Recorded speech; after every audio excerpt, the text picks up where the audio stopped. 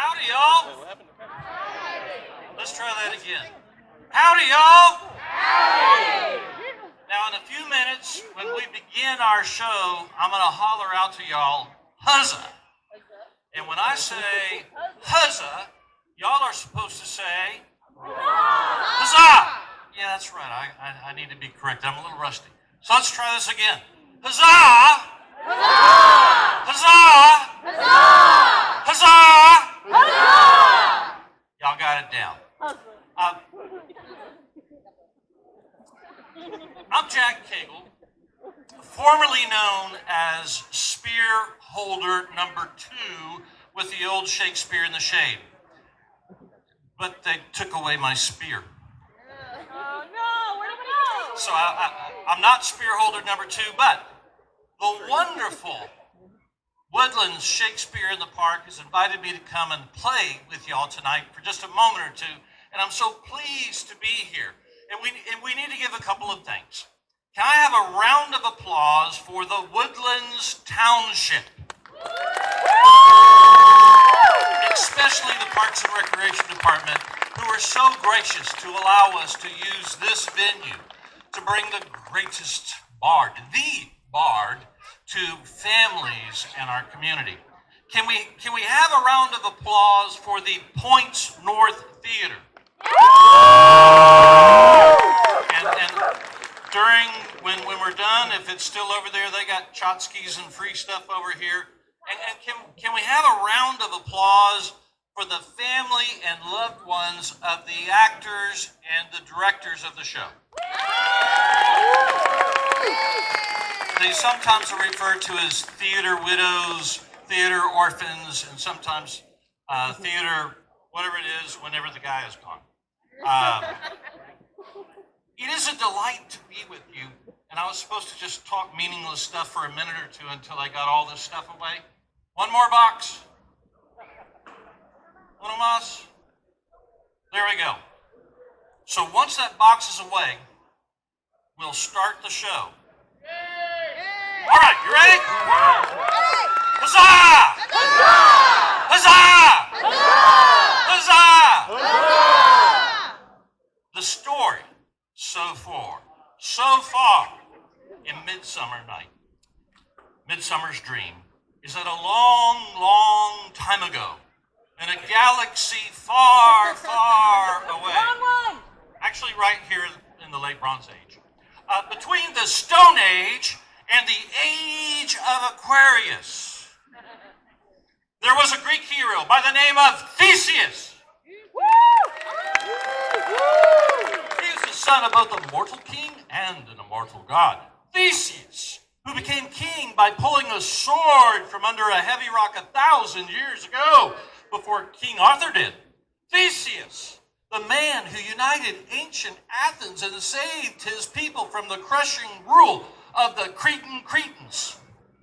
After vanquishing various monsters and slaying the Minotaur is a monster that was part man and part Texas Longhorn mascot.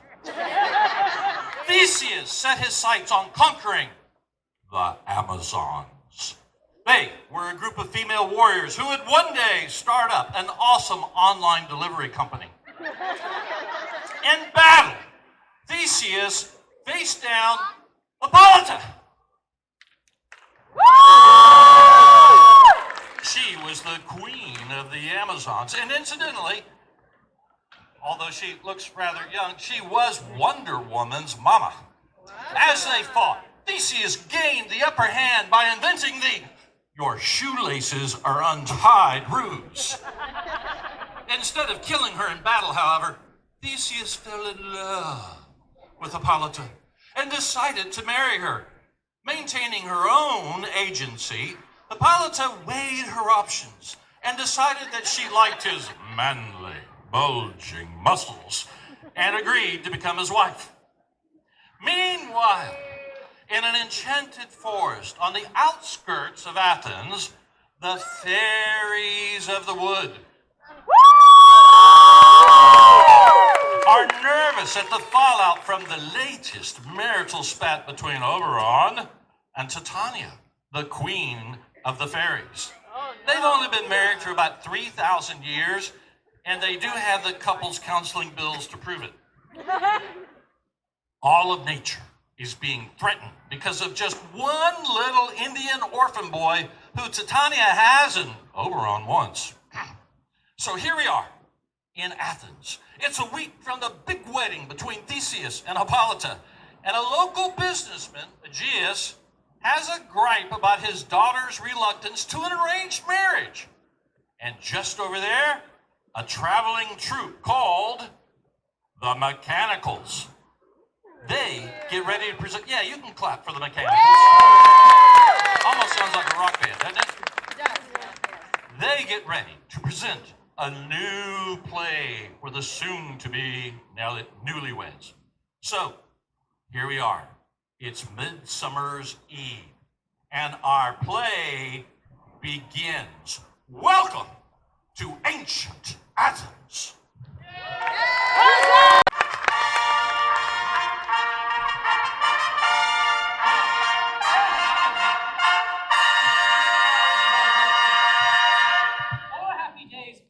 Another moon, but methinks how slow this old moon wanes.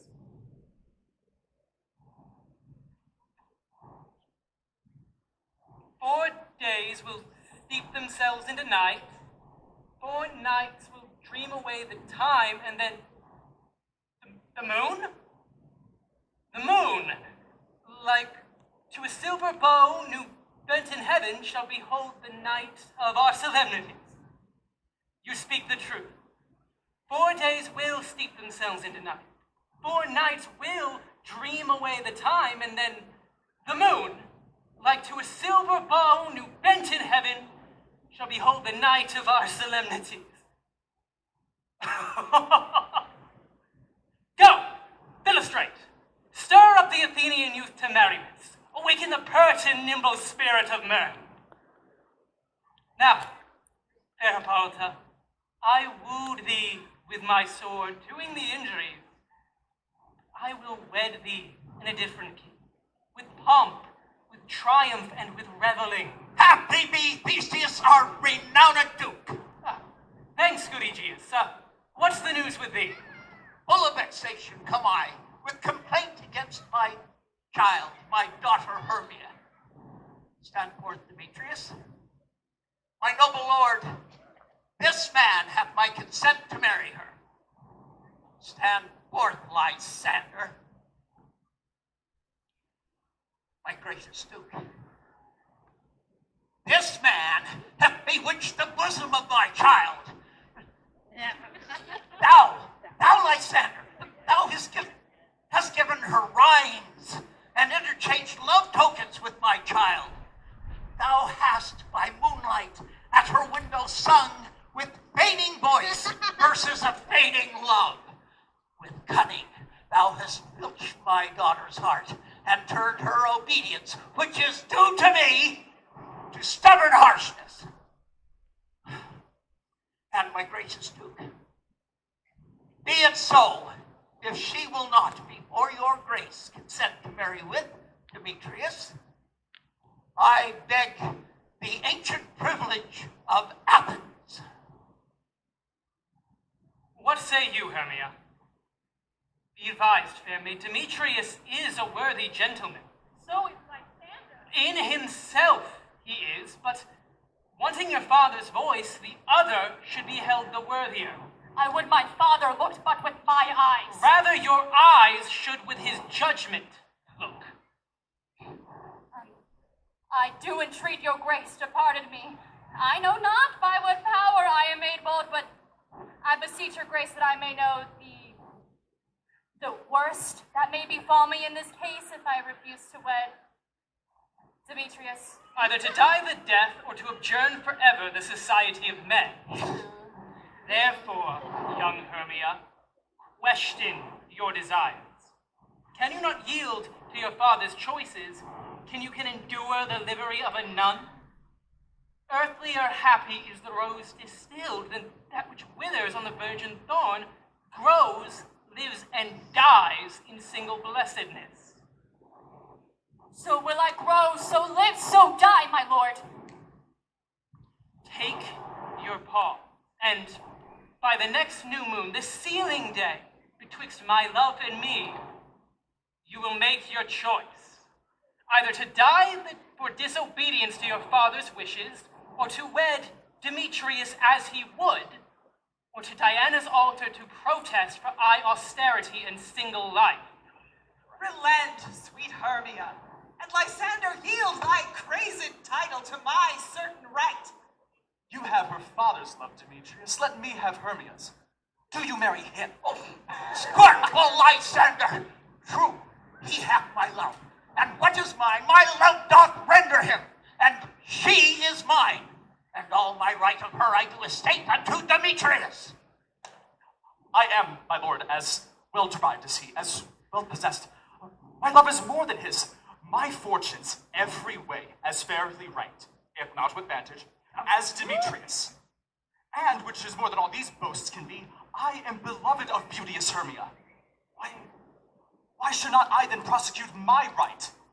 Demetrius, I'll avouch to his head, made love to Nader's daughter Helena, and won her soul. And she, sweet lady, dotes, devoutly dotes in idolatry upon this spotted and inconstant man. I confess I have heard so much, and that Demetrius spoke thereof. But, Demetrius, come, and you, good Aegeus, shall go with me. I have some private schooling for you both. As for you, young Hermia, look you arm yourself to fit your father's fancies, or else the law of Athens shall swallow you up. Come, my Hippolyta. What cheer, love? With duty and desire we follow you.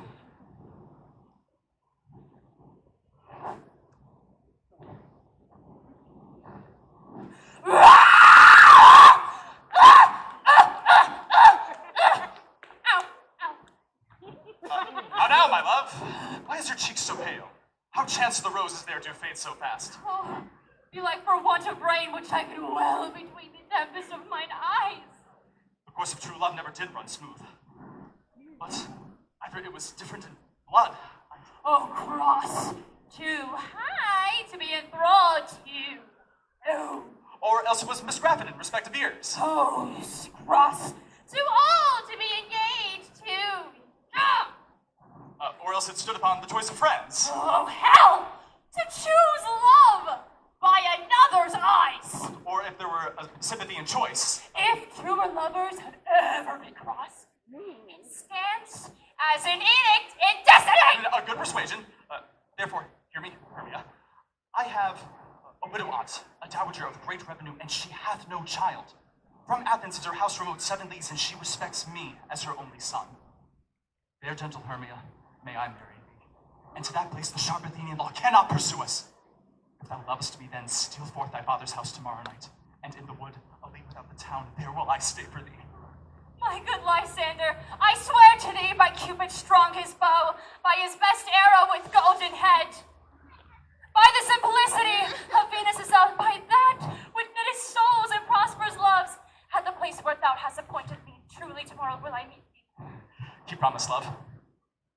Oh, look, here comes Helena. Oh, Godspeed, fair Helena, whither away? That fair again, unsay.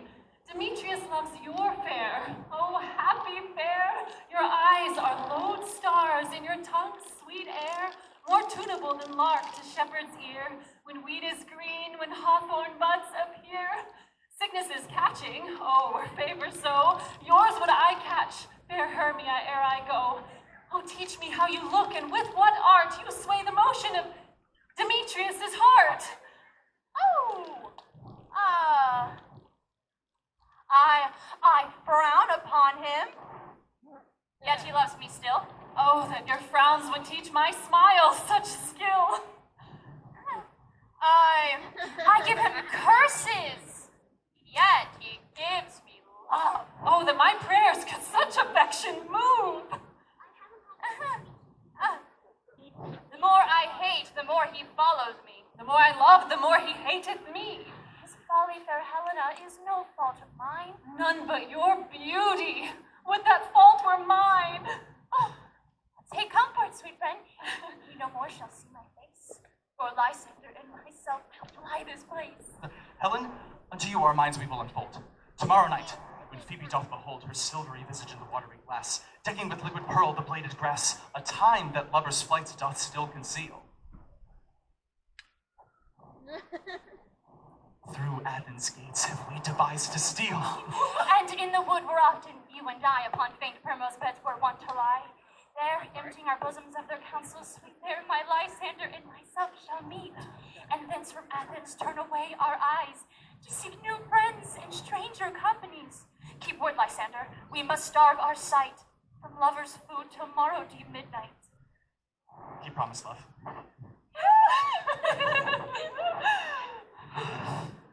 Helena, adieu. As you on him, Demetrius, not on you. How happy some or other some can be. Through Athens I am thought as fair as she. But what of that? Demetrius thinks not so. He will not know what all but he do know. For ere he looked on Hermia's eyne, he hailed down oaths that he was only mine. And when this hail some heat from Hermia felt, so he dissolved, and showers of oaths did melt. I will go tell him of fair Hermia's flight. Then to the wood will he tomorrow night pursue her. And for this intelligence, if I have thanks, it is a dear expense.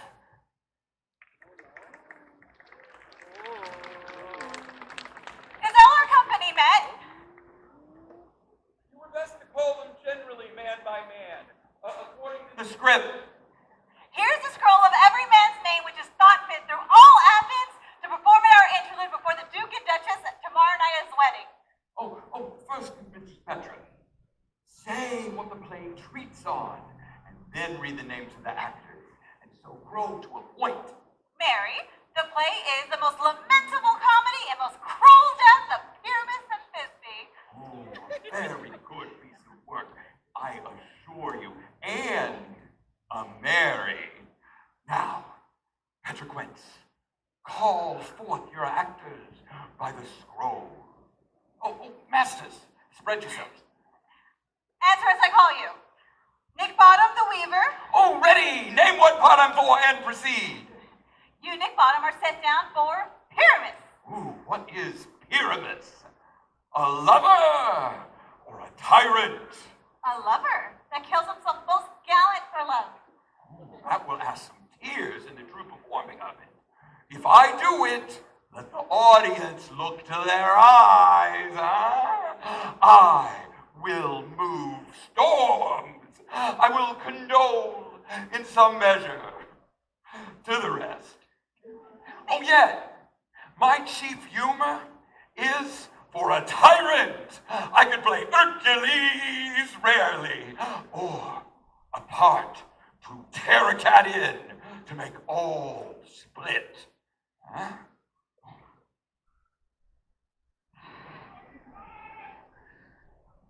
The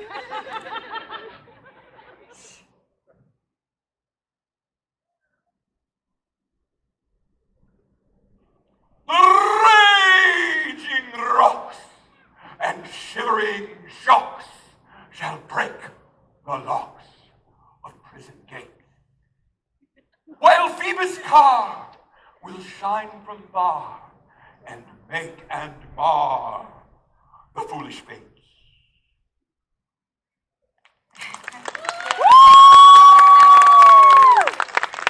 Oh, this was lofty. Name the rest of the players. Oh, this is Hercules' vein, a tyrant's vein. A lover is more condoling. Francis Flute, the bellows mender. Here, Petroquence. Flute, I have you set down for Thisbe. Oh, what is Thisbe? A wandering knight? It is the lady that Pyramus must love. Nay, let me not play a woman. I have a beard. That is all one. We'll do it in a mask. And Oh, and I hide my face. Oh, let me play Thisbe too. I'll speak in a monstrous little voice. Oh, Thisne. Oh, Thisne. Oh, Pyramus, my lady dear. Oh, Pyramus, my lady friend. Oh, lover.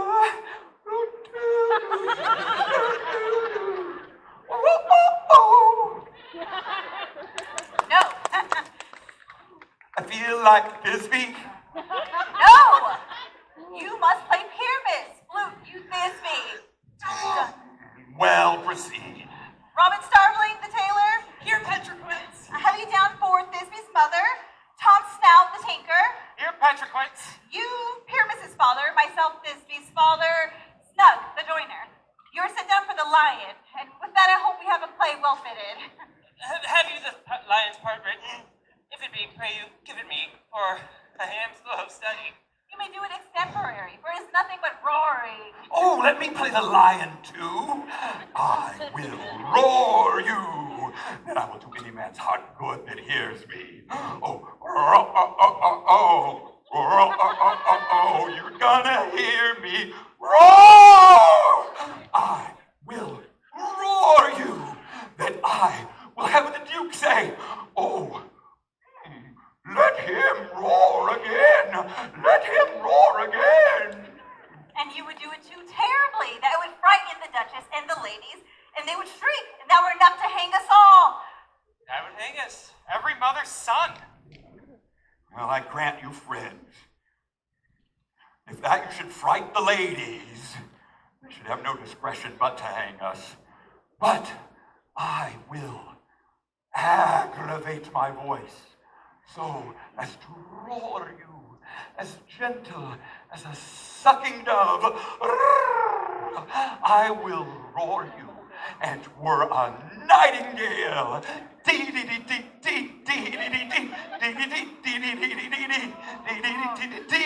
You can't play no part but Pyramus! For Pyramus is a sweet-faced man, a proper man, as one shall say in a summer's day, a lovely gentleman-like man. Therefore, you must needs play Pyramus. Well, I'll undertake it. Well, ladies and gentlemen, here are your parts, and I entreat you, request you, and desire you to con them by tomorrow night. And meet me in the Palace Wood, a mile without the town, by moonlight. There we will rehearse. And in the meantime, I'll get a bill of properties ready that our plays sees fit. I pray, fail me not. We will meet, and there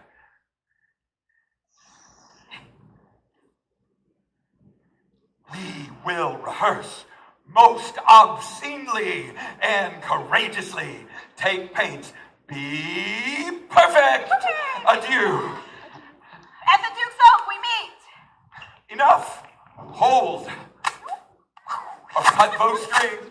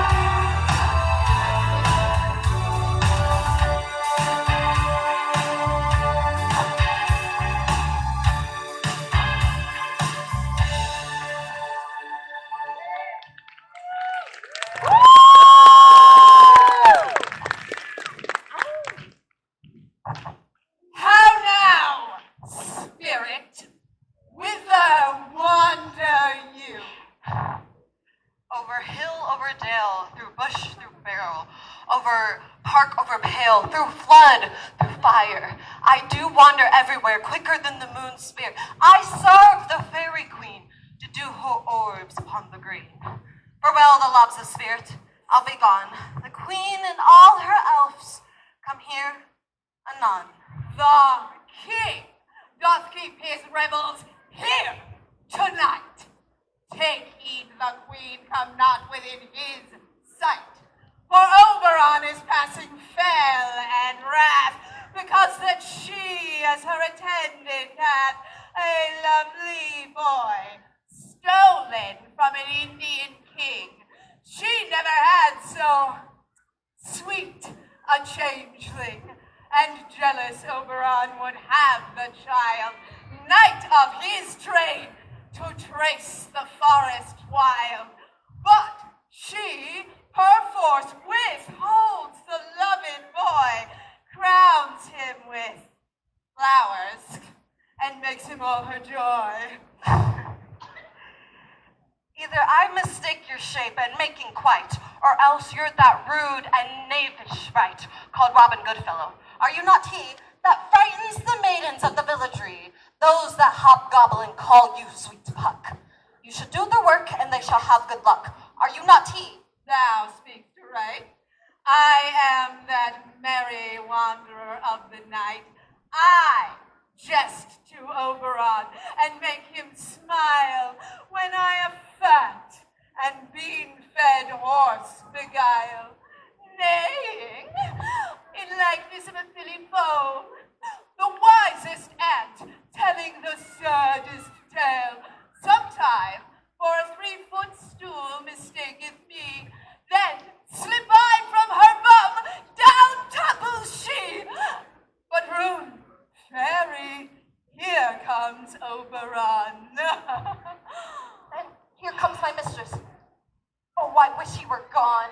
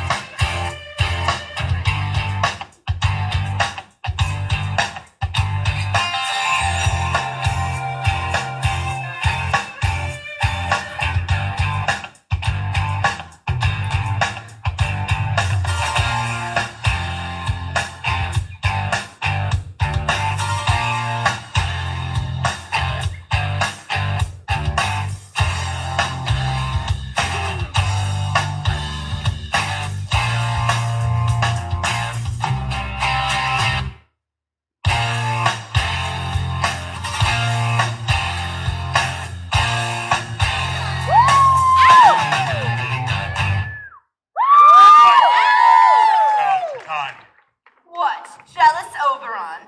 Fairies, skip hence. I have forsworn his bed and company. Tarry, rash wanton. Am not I thy lord? Then I must be thy lady. Why art thou here?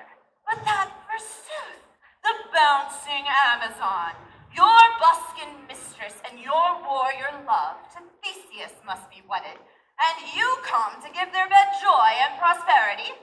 How countst thou thus for shame, Titania?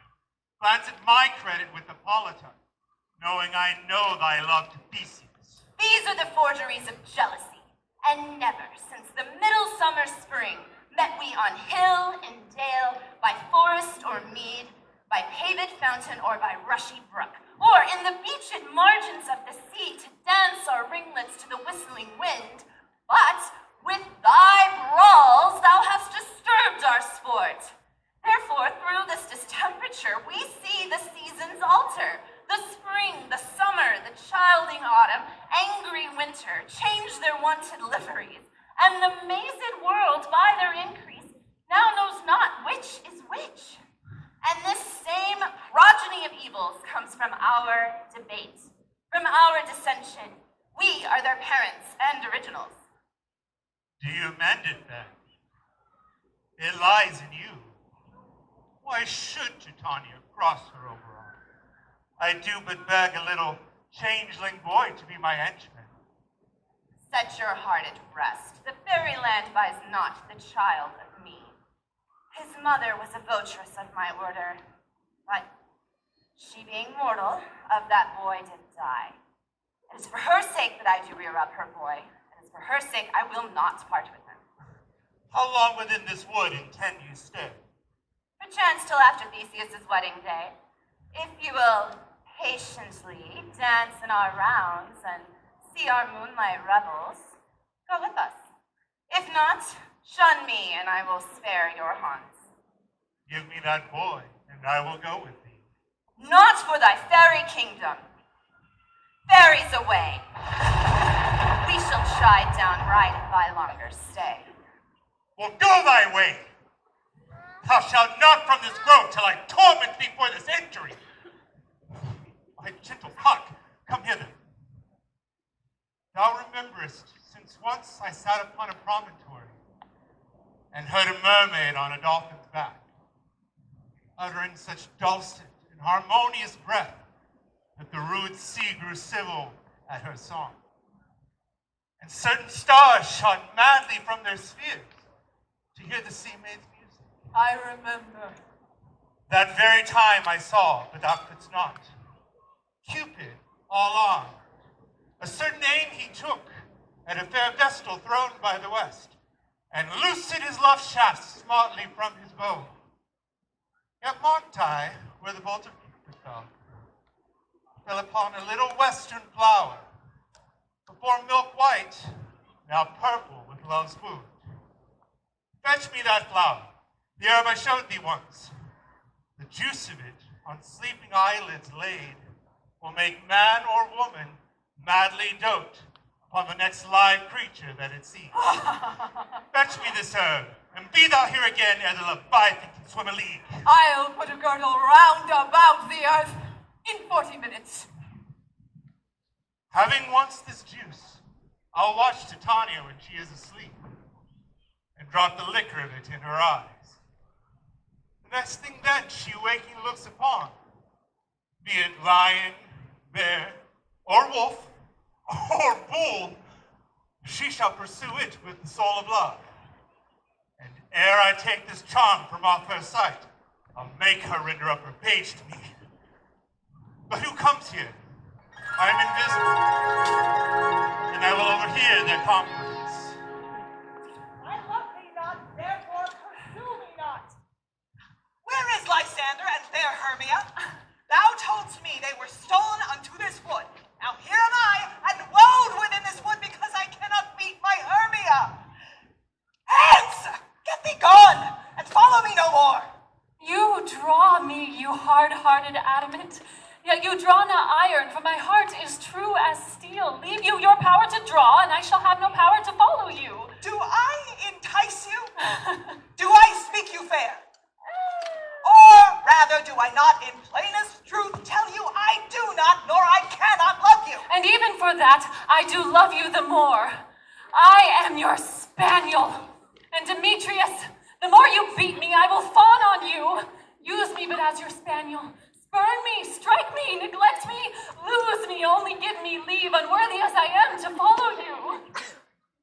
Tempt not too much the hatred of my spirit, for I am sick when I do look on thee. And I am sick when I look not on you. You do impeach your modesty too much to leave the city and commit yourself into the hands of one that loves you not. For you and my respect are all the world. Then how can it be said I am alone when all the world is here to look on me? I will not stay thy questions. Let me go! Or if thou follow me, do not believe, but I shall do thee mischief in the wood. Oh, in the temple, in the town, the field, you do me mischief. Fie, Demetrius, your wrongs do set a scandal on my sex. We cannot fight for love as men may do. We should be wooed, and we're not made to woo. I'll follow thee, and make a heaven of hell, to die upon the hand I love so well. Fare thee well, nymph. Ere he do leave this grove, thou shalt fly him, and he shall seek thy love. Hast thou the flower there? Welcome, wanderer. Aye, there it is. I pray thee, give it me. I know a bank where the wild thyme blows, where oxlips and the nodding violet grows. There sleeps Titania some time of the night, lulled in these flowers with dances and delight. With the juice of this, I'll streak her eyes and make her full of hateful fantasies. Take thou some of it, and seek through this grove. A certain Athenian lady is in love with a disdainful youth. Anoint his eyes, but do it that when the next thing he espies may be the lady. Thou shalt know him by the Athenian garments he hath on. And look thou meet me ere the first cock crow. Fear not, my lord, your servant shall do so. Come, now a roundel and a fairy song. Then move to your offices and let me rest.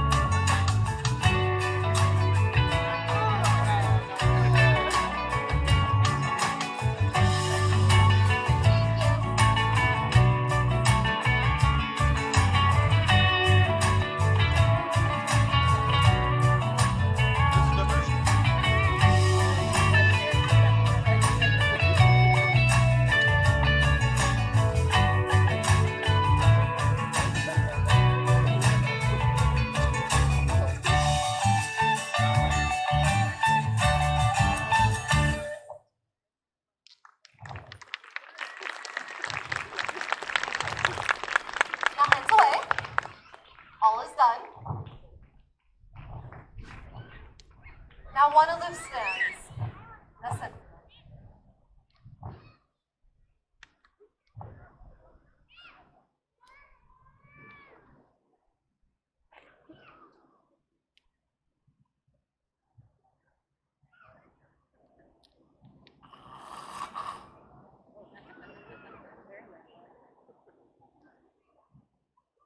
What thou seest when thou dost wake, do it for thy true love take.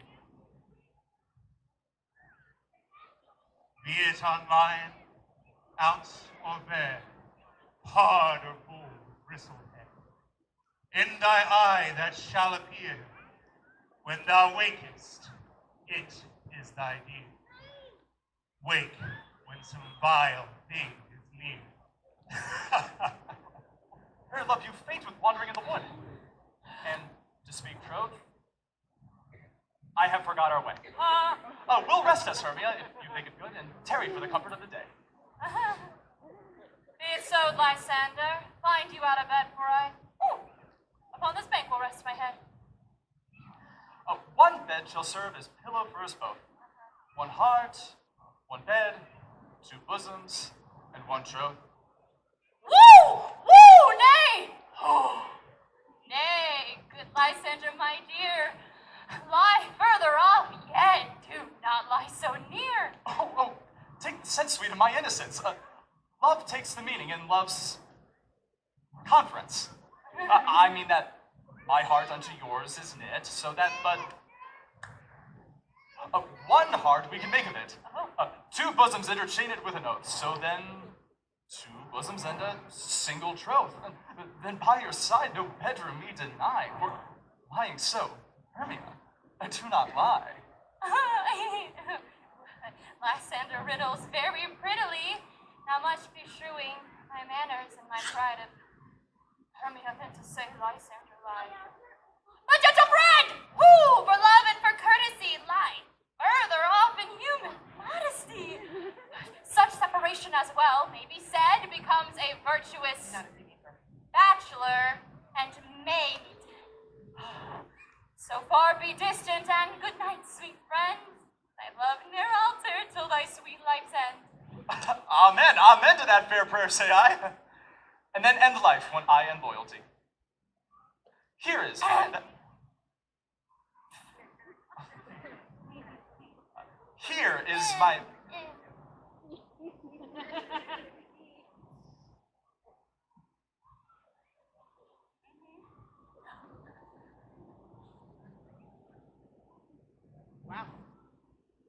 Here is my bed.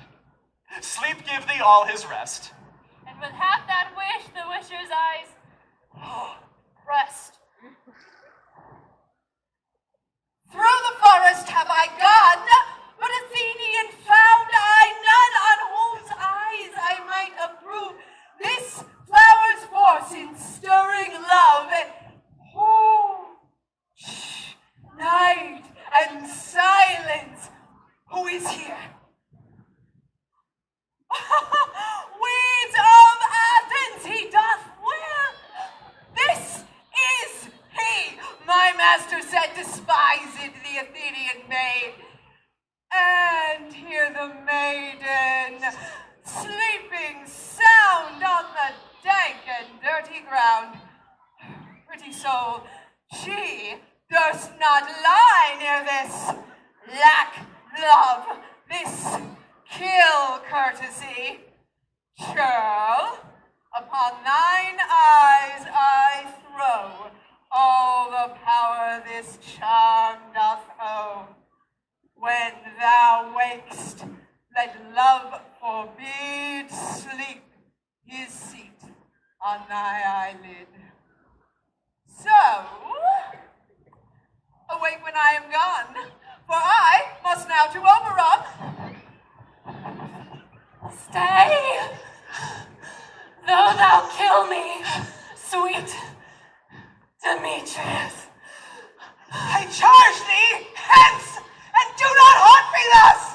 Oh, wilt thou, darkling, leave me? Do not so. Stay! On thy peril, I alone will go!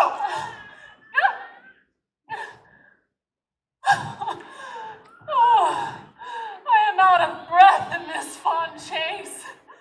The more my prayer, the lesser is my grace. Happy is Hermia, wheresoe'er she lies, for she hath blessed and attractive eyes. How came her eyes tears? If so, my eyes are oftener washed than hers. Oh, but who is here? Lysander? On the ground? Dead or asleep?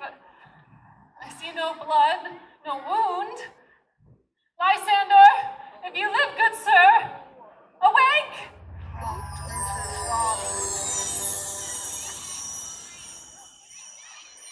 And run through fire I will for thy sweet sake.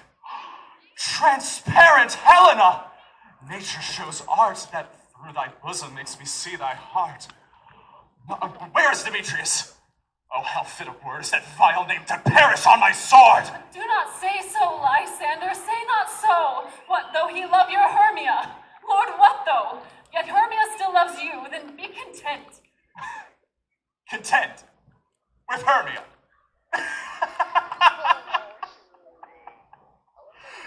No, I do repent of the tedious minutes I with her have spent. Not Hermia, but Helena I love. Who would not change a raven for a dove? The will of man is by his reason swayed, and reason says, you are the worthier maid. Wherefore was I to this keen mockery born?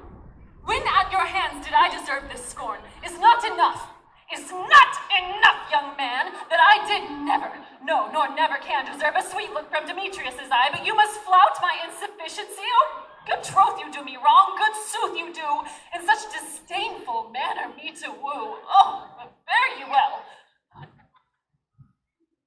Perforce I must confess, I thought you lord of more true gentleness. Oh, that a lady of one man refused should of another therefore be abused. Oh.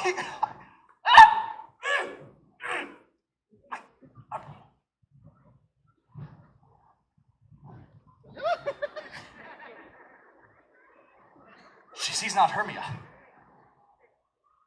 Hermia! Sleep thou there, and never mayst thou come Lysander near. For as a surfeit of the sweetest things, the deepest loathing to the stomach brings. And all my powers, address your love and might to honor Helen and be her knight.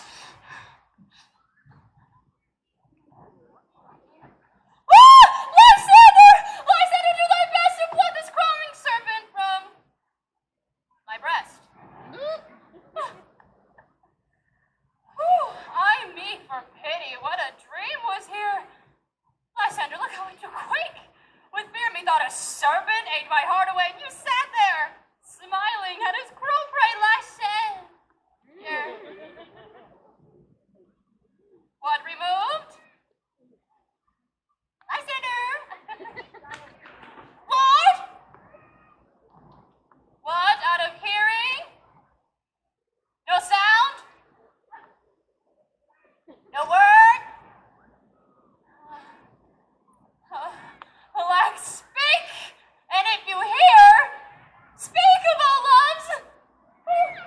I almost swooned in fear.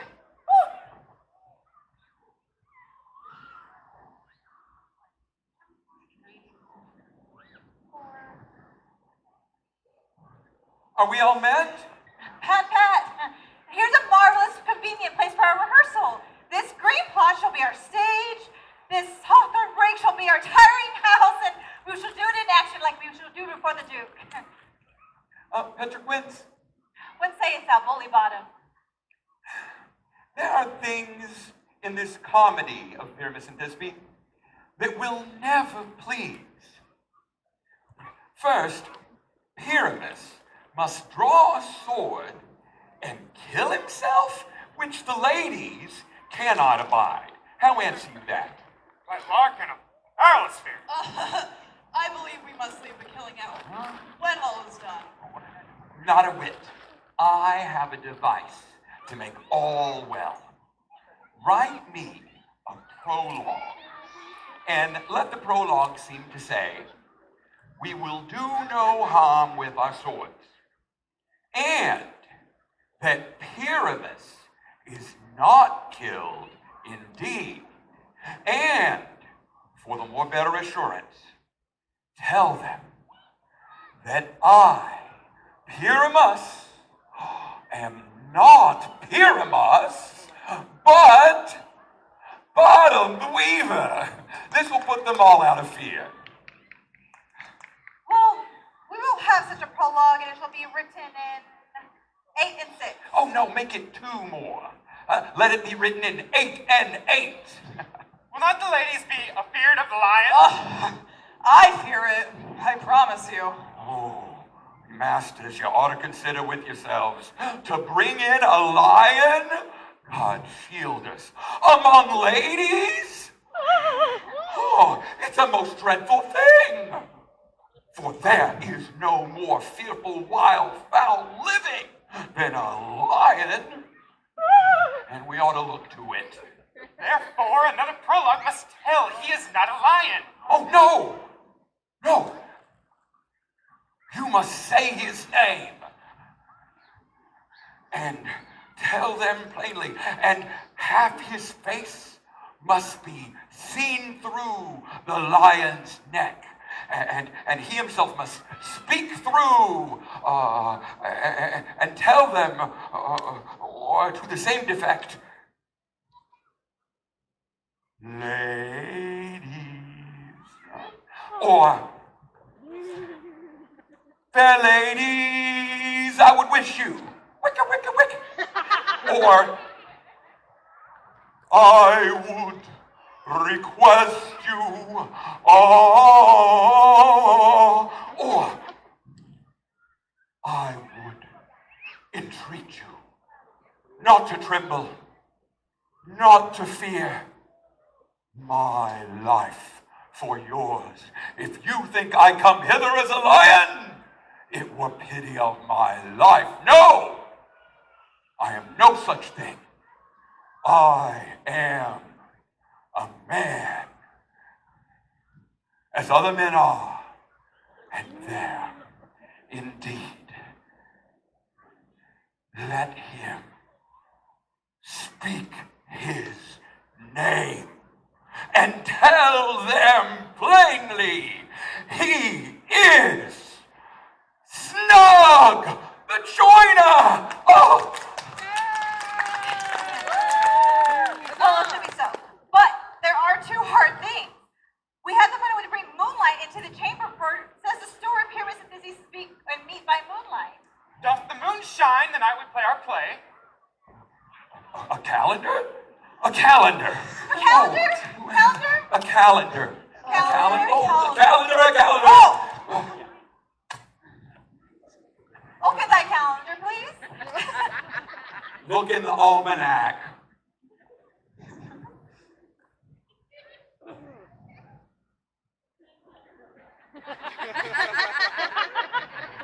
Are you hiding something? Right.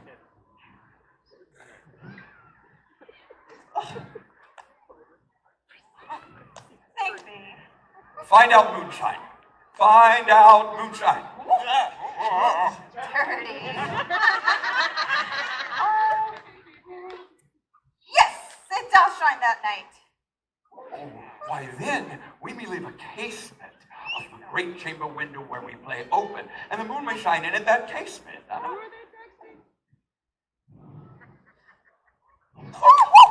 Sorry, hey, lady. Portrait mode.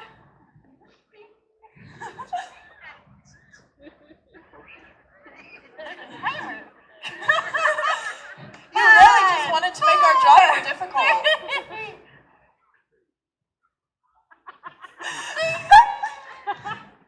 Thank thee.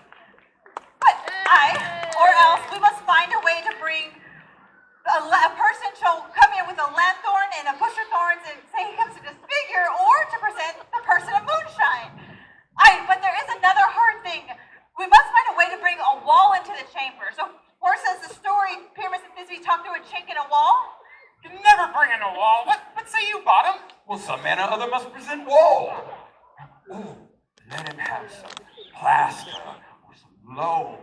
Ooh, or some rough cast about him, huh? And let him hold his fingers thusly.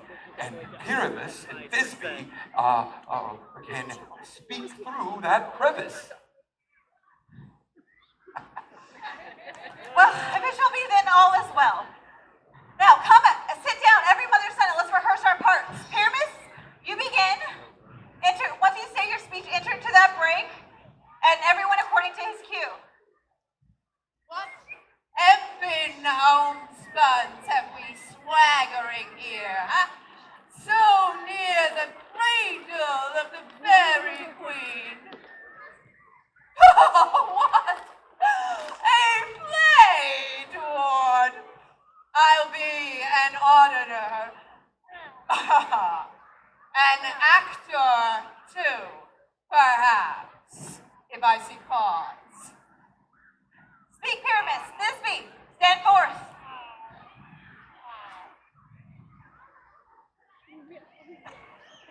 Thisbe, thou flowers of odious savors sweet. Odors. It's odors. Odors savors sweet? So hath thy breath thy dearest Thisbe dear. But hark, a voice, stay thou but here a while.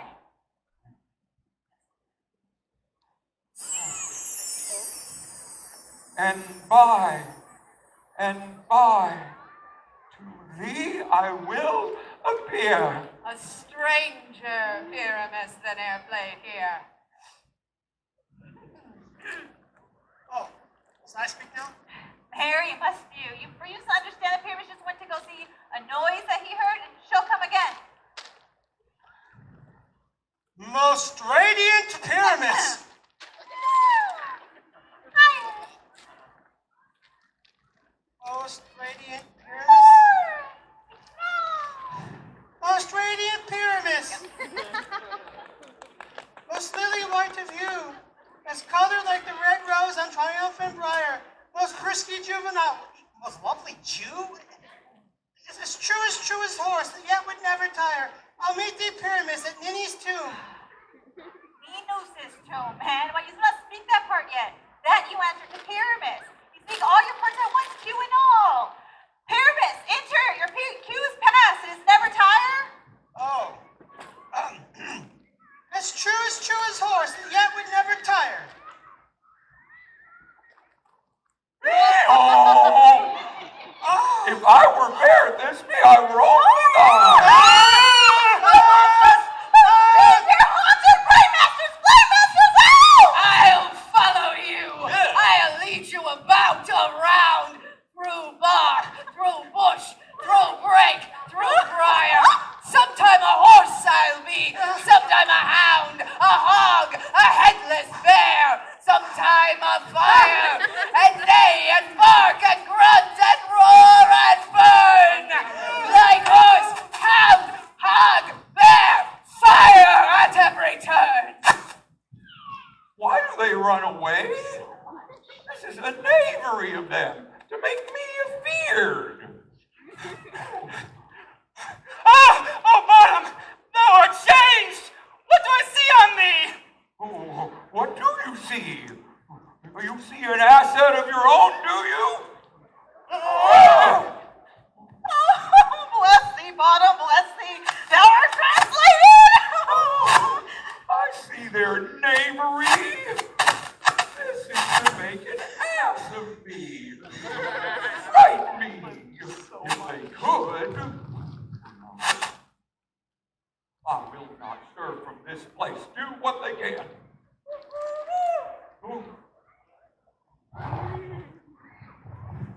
I will walk up and down here, and I will sing that they shall hear I'm not afraid.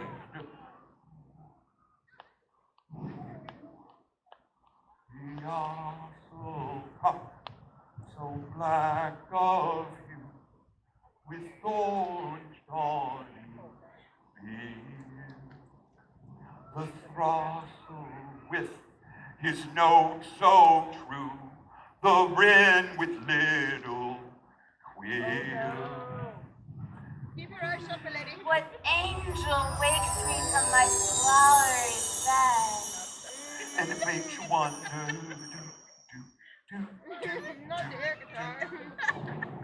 the finch, the sparrow, and the lark, the plain song cuckoo gray, whose note full many a man doth mark, and dare not answer, nay, nay.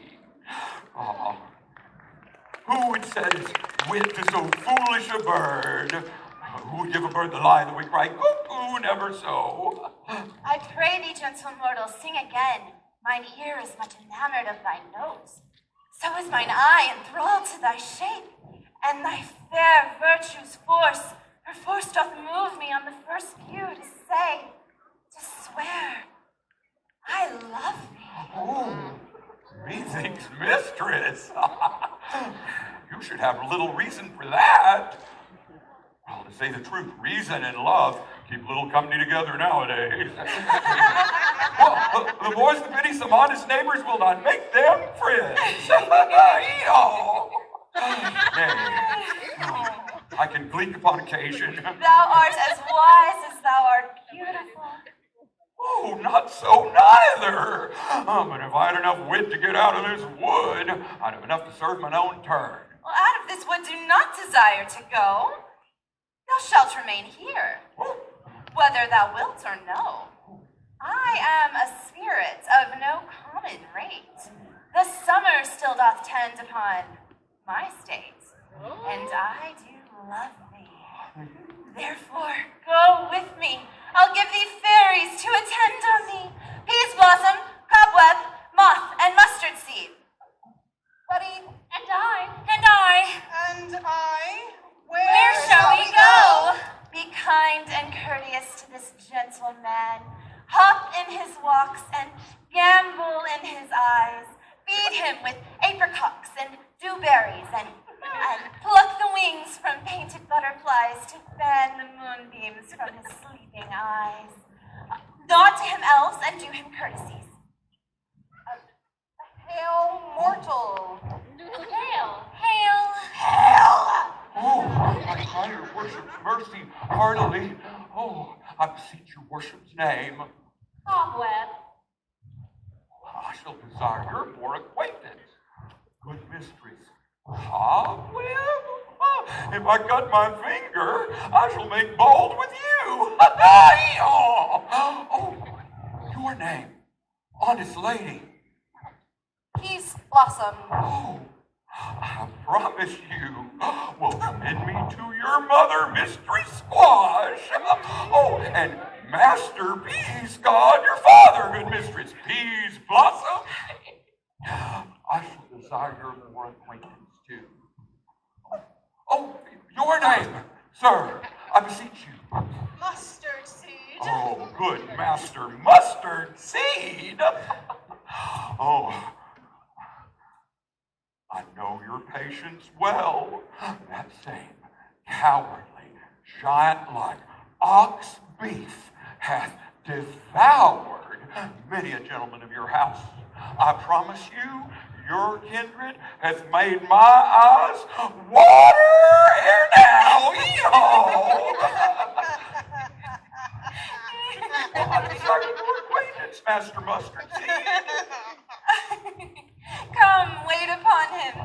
Lead him to my bower. Oh, The moon, methinks, looks with a watery eye, and when she weeps, sweeps every little flower, lamenting some enforced chastity.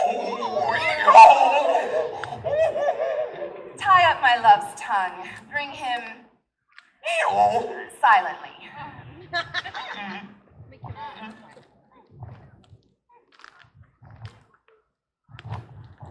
I wonder if Titania be awakened. Then what it was that next came in her eye, of which she must dote on in extremity. Here comes my messenger. How now, man spirit? What night rule now about this haunted grove? My mistress with a monster is in love. Oh, near to her close and consecrated bower while she was in her dull and sleeping hour. A crew of patches, rude mechanicals that work for bread upon Athenian stalls, were met together to rehearse a play intended for great Theseus' nuptial day. The shallowest, thick skin of that barren sort who Pyramus presented in their sport forsook his scene and entered in a break when I did him at this advantage take. And Acids knoll I fix it on his head, anon his must be answered, and forth my mimic comes. When they him spy, so at his sight away his fellows fly.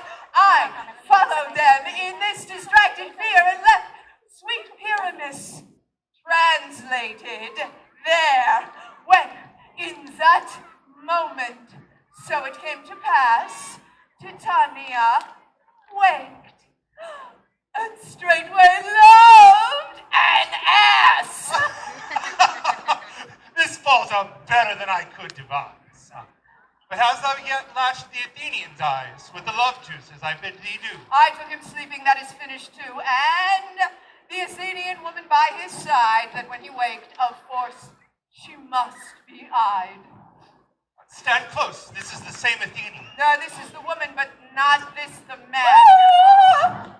Why rebuke you him that love you so? Lay breath so bitter on your bitter foe. Ooh, now I but I should use thee worse. For I fear thou hast given me cause to curse. If thou hast slain Lysander, being o'er shoes in blood, plunge into the deep, and kill me too! Woo! Woo! Woo! Cannot be thou hast murdered him. But so should a murderer look. Oh, so dead. Yeah, so grim. So should the murdered look. And so should I, pierced through the heart with your stern cruelty. If you, the murderer, look as bright, as clear as yonder Venus in her glimmering sphere. What's this to my Lysander? Where is he? Ooh, good Demetrius, wilt thou give him to me? I had rather give his carcass to my hound. Out, dog! Outcur thou! Drivest me past the bounds of maiden's patience! Hast thou slain him then? You spent your passion on a misprized mood. I am not guilty of Lysander's blood, nor is he dead, for aught that I can tell. But I pray thee then tell me that he is well. And if I could, what would I get therefore?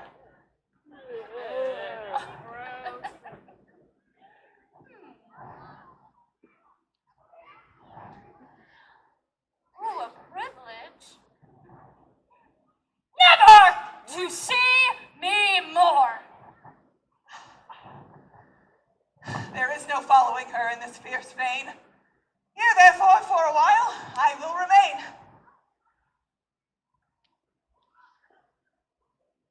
What hast thou done?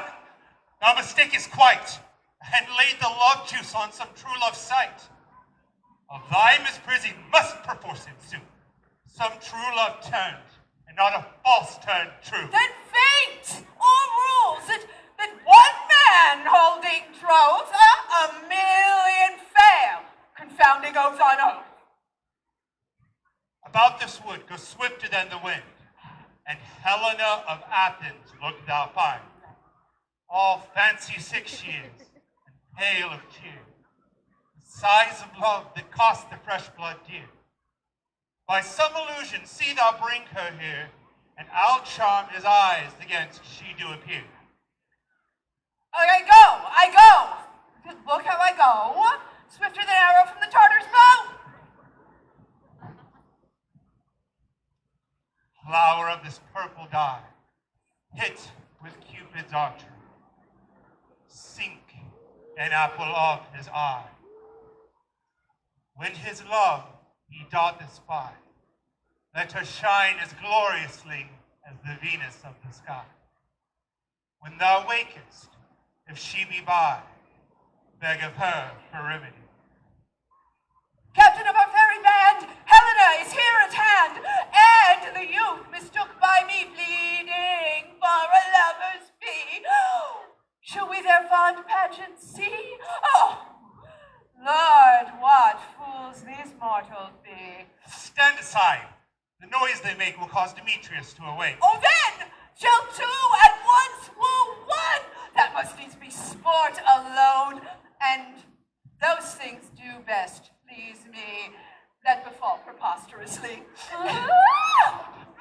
How can these things in me seem scorn to you, bearing the badge of faith to prove them true? Oh, you do advance your cunning more and more. When truth kills truth, oh, devilish holy fray, these vows are Hermia's. Will you give her, or we oath with oath, and you will nothing weigh?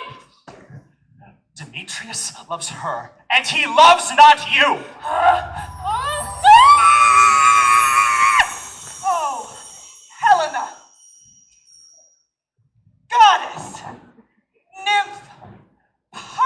light divine. To what, my love, shall I compare thine? Crystal is muddy. Oh, how ripe in show thy lips, those kissing cherries tempting grow.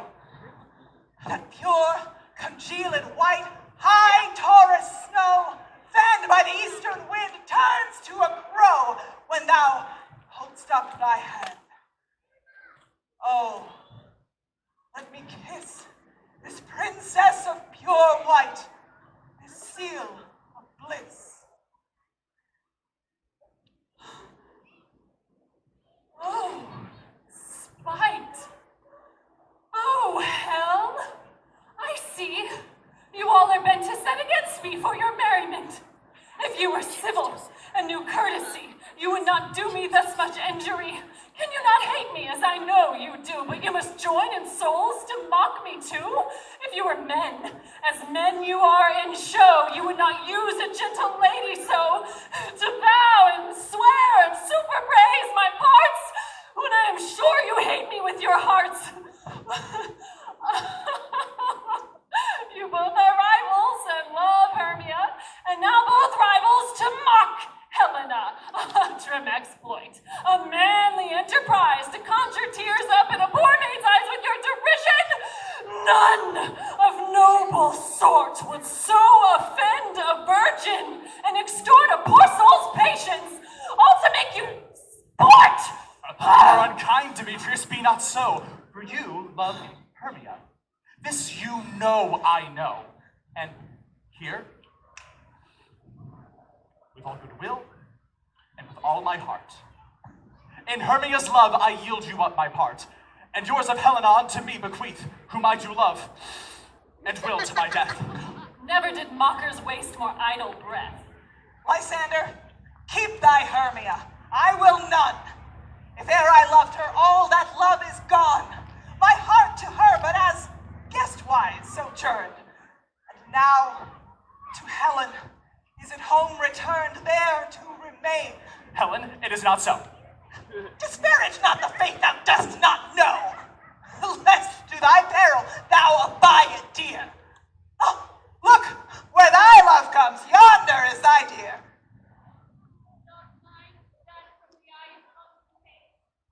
The ear more quick of apprehension makes. Ow! Ah! Wherein it doth impair the seeing sense and pays the hearing, double recompense. Oh, thou art not by mine ear, Lysander, found. I think it brought me to thy sound. But why unkindly does thou leave me so? Why should he stay whom love doth press to go? What love could press Lysander from my side? Lysander's love, who would not let him bide. Fair Helena, who more in guilt the night than all yon fiery O's and eyes of light. Why seek'st thou me? Could not all this make thee know the hate I bear thee made me leave thee so? Speak not as you think, it cannot be. Lo, she is one of this confederacy. Now I perceive they have conjoined all three to fashion this false sport in spite of me. Injurious Hermia, most ungrateful maid, have you conspired? Have you with these contrived to bait me with this foul derision, to join with men in scorning your poor friend? It is not friendly, 'tis not maidenly. Our sex as well as I may chide you for it, though I alone do feel the injury.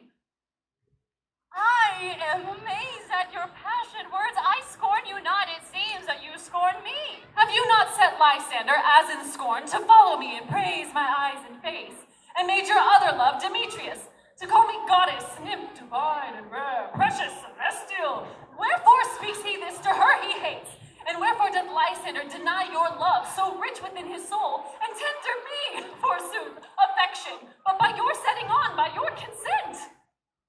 I understand not what you mean by this. I do persevere. Counterfeit sad looks, make mouths upon me when I turn my back, wink each at other. Hold the sweet jest up. If you have any pity, grace, or not make me such an argument. But fare you well. 'Tis partly my own fault. Stay, gentle Helena, hear my excuse. Oh, my love, my life, my soul, fair Helena! Excellent. Sweet love, do not scorn her so. If she cannot entreat, I can compel. Oh, thou canst compel no more than she entreat. Thy threats have no more strength than her weak prayers. Helen, I love thee. By my life, I swear, by that which I will lose for thee, to prove him false who says I love thee not. I say I love thee more than he can do. If thou say so, withdraw and prove it too. Quick, come! Lysander, where to tends all this? Away, you! No. You seem to break loose, take on as you would follow, but yet come not. You are a tame man. Go! Hang off the cat! A bird, vile thing. Let loose, or I will shake thee from me like a serpent! Why have you grown so rude? What changes this sweet love? Thy love. Out, tawny Tartar, out! Out, loathed medicine, hated potion, hence! Oh, do you jest? Yes, sooth, and so do you. Demetrius, I will keep my word with thee. I would I had your bond, for I perceive a weak bond holds you. I'll not trust your word. What? Should I hurt her? Strike her? Kill her dead? Although I hate her, I'll not harm her so. Can you do me greater harm than hate? Hate me? What news wherefore, my love? Am I not Hermia? Are you not Lysander? I am as fair as I was erewhile. Since night you loved me, yet since night you left me. Why did you leave me, O gods forbid? In earnest shall I say? I, by my life, and never did desire to see thee more. Therefore, be out of hope, of question, of doubt, be certain, nothing truer. 'Tis no jest that I do hate thee and love Helena. You juggler! You canker blossom! What? Have you come by night, stolen my love's heart from him? Oh, fine faith. Have you no modesty, no maiden shame, no touch of bashfulness? Fie, you counterfeit, you puppet, you. Puppet! Why so? Aye, that way goes the game, for I perceive she hath made compare between our statures. She hath urged her height, and with her personage, her tall personage, forsooth she hath prevailed with him. And are you grown so high in his esteem because I am so dwarfish and so low? How low am I, thou painted maypole? Speak! How low am I? I am not yet so low, but that my nails can reach up to thine eyes! I pray you! Though you mock me, gentlemen, let her not hurt me. You may perhaps think because she is something lower than myself that I can match her. Lower! Hard to get! Oh, good Hermia, do not be so bitter with me. I evermore did love you, Hermia. Evermore did keep your counsels, never wronged you.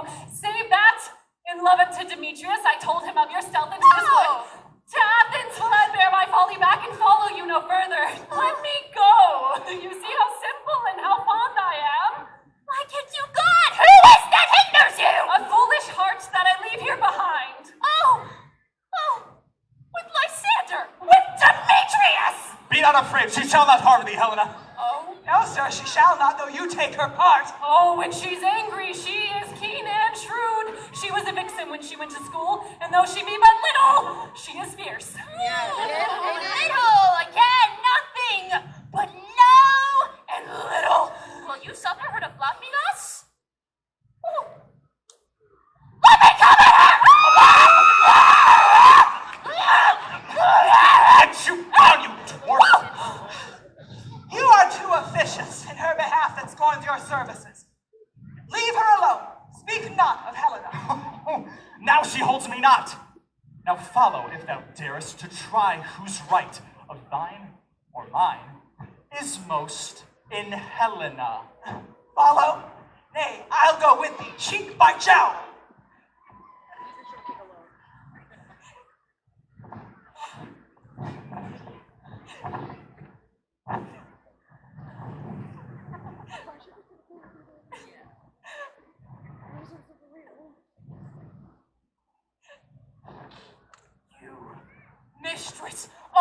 this coil isn't long of you. Nay, go not yet. Oh, I will not trust you, I no longer stay in your cursed company. Your hands than mine are quicker for a fray. My legs are longer, though, to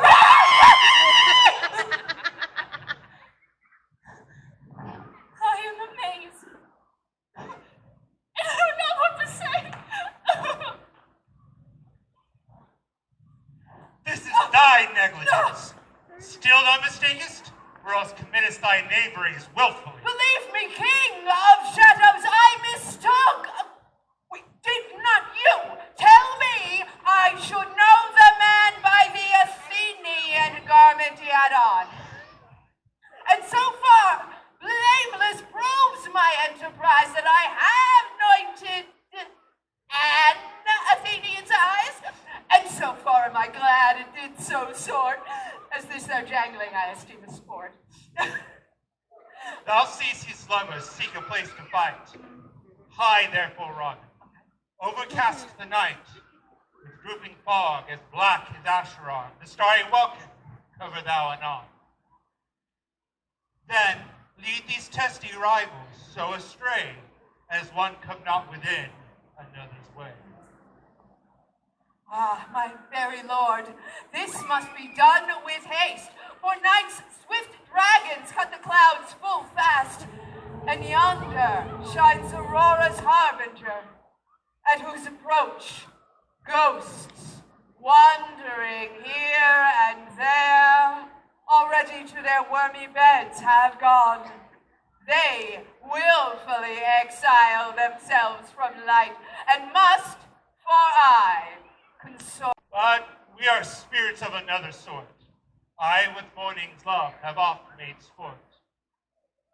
Crush this herb into Lysander's eyes, the liquor whose hath this virtuous property, that when they next wake, all this derision shall seem a dream and fruitless vision. Up and down, I will lead them up and down. I am feared in field and town. Goblin, lead them up and down.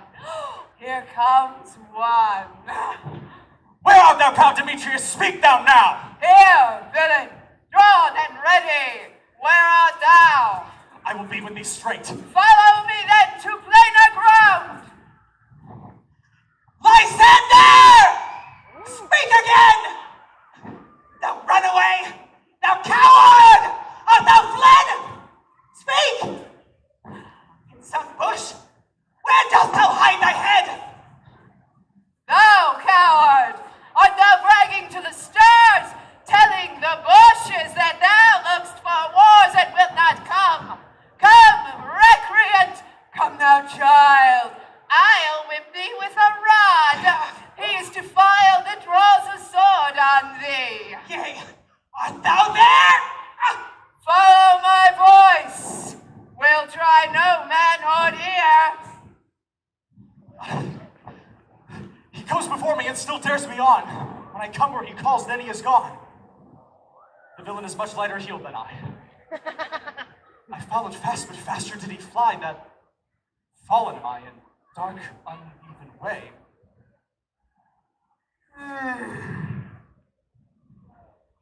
And here will rest me.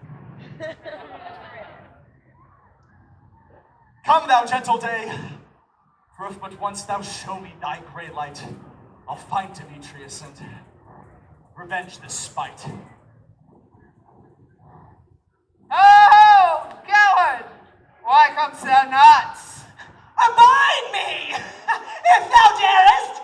For well I wot, thou runst before me, shifting every place, and darest not stand, nor look me in the face. Where art thou now? Come hither, I am here. Nay then, thou mock'st me. Thou shalt buy a deer if ever I thy face by daylight see. Now, go thy way. Faintness constraineth me to this cold bed. My days approach. Look to be visited. Oh, weary night. Oh, long and tedious night. Abate thy hour. Shine comforts from the east, that I may back to Athens by daylight, from these that my poor company detest.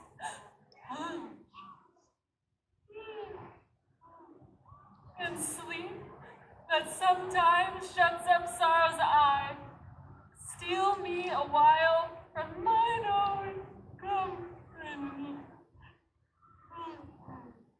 Yet but three. Come one more, two of both kinds make up four. Here she comes, cursed and sad. Cupid is a knavish lad, thus to make poor females mad. Never so in weary, never so in woe. I can no further crawl, no further go. Here will I rest me till the break of day.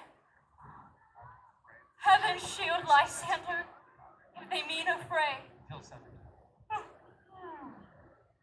On the ground, sleep sound. I'll apply to,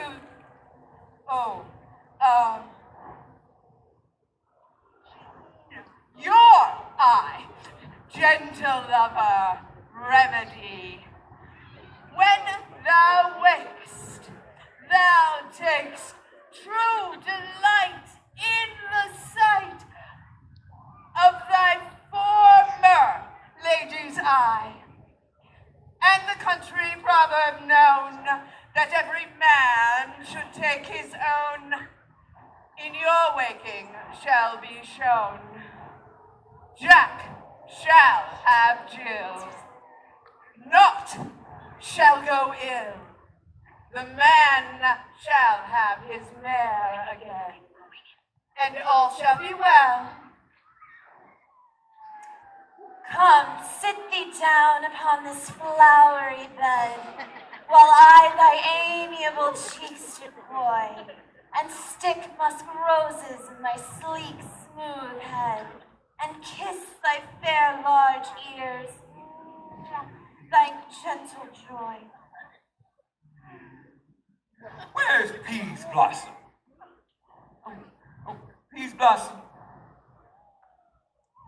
Scratch my head. Where's Mademoiselle Cobweb? Ready? Oh, good Mademoiselle. Get you your weapons in your hand and kill me the red-hipped humblebee on the top of a thistle. Oh, and good Mademoiselle, bring me the honey bag and do not fret yourself too much in the action, Mademoiselle. Oh, good Mademoiselle, have a care the honey bag break not. I would be loath to have you overflown with a honey bag, Senorita. Where's Monsieur Mustard Seed? Ready? Well, give me your niece, Monsieur. I pray you leave your courtesy. What's your will? Well, nothing, except to help Cavalieri Cobweb to scratch. I must to the barber, Monsieur. Methinks I am marvelous hairy about the face, and I am such a tender ass if my hair do but tickle me. Oh, I'm a scratch. Come, wilt thou hear some music, my sweet love? Or say, sweet love, what thou desirest to eat? Truly, a peck of provender. Oh, I could munch your good dry oats. Oh, methinks I have a great desire for a bottle of hay. Oh, good hay, sweet hay. Oh, hath no fellow. I have a venturous fairy that shall seek the squirrel's hoard and fetch thee new nuts. I'd rather have a handful or two of dried bees. But let not your people stir me. I have had an exposition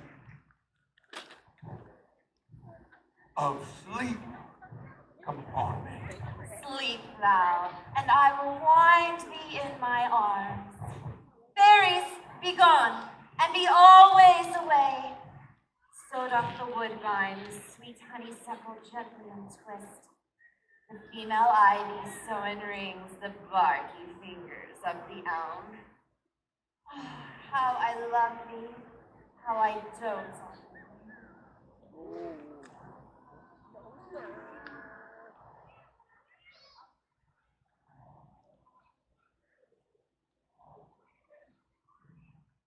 Welcome, good Robin. Seest thou this sweet sight? Her dotage now I do begin to pity. For meeting her of late behind the wood, seeking sweet favors from this hateful fool, I did upbraid her, and fall out with her, when I had at my pleasure taunted her. She in mild terms begged my patience. I then did ask of her changeling child, which straight she gave me. And her fairy sent to bear him to my bower in fairyland. Now I have the boy. I will undo the hateful imperfection of her eye. And gentle Puck, take this transformed scalp from off the head of this Athenian swain. Oh! But first, I will release the fairy queen.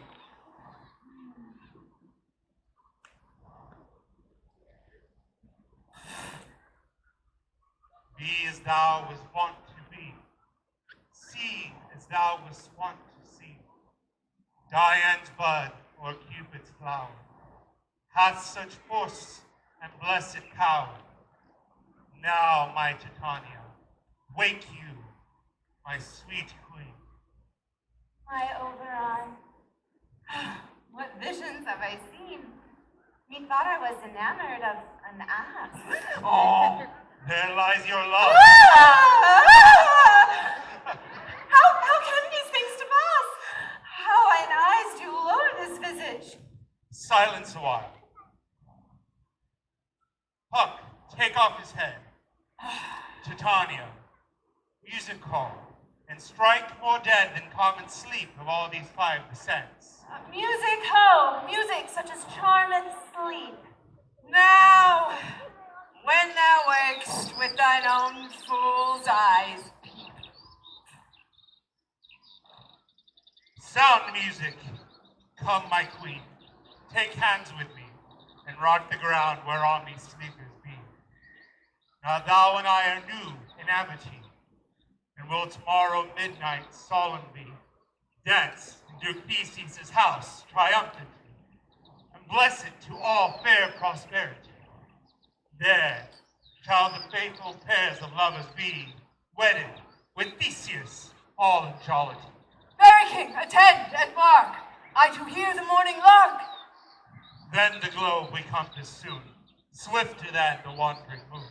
Come, my lord, and in our flight, tell me how it came this night that I, sleeping here, was found with these mortals on the ground.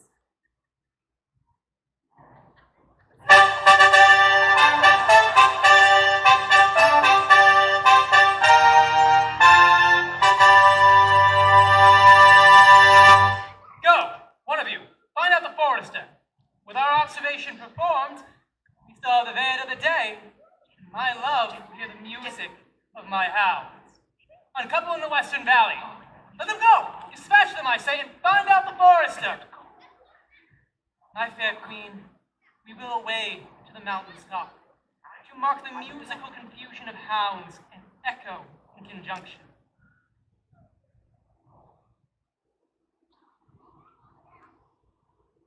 rode with Hercules and Cadmus once, when in the woods of Crete they bayed the bear with the hounds of Sparta? You never heard such a gallant chiding for the groves, the skies, the fountains, every region near. Never heard so musical a discord, such sweet thunder. Well, my hounds are bred of the Spartan kind, built like the Scythian bulls. Judge when you hear.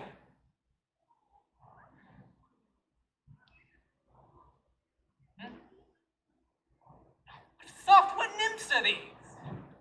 My noble lord, this is my daughter, here is Sleep.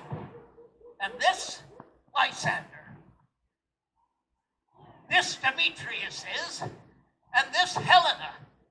Old Nader's Helena. I wonder of their being here together.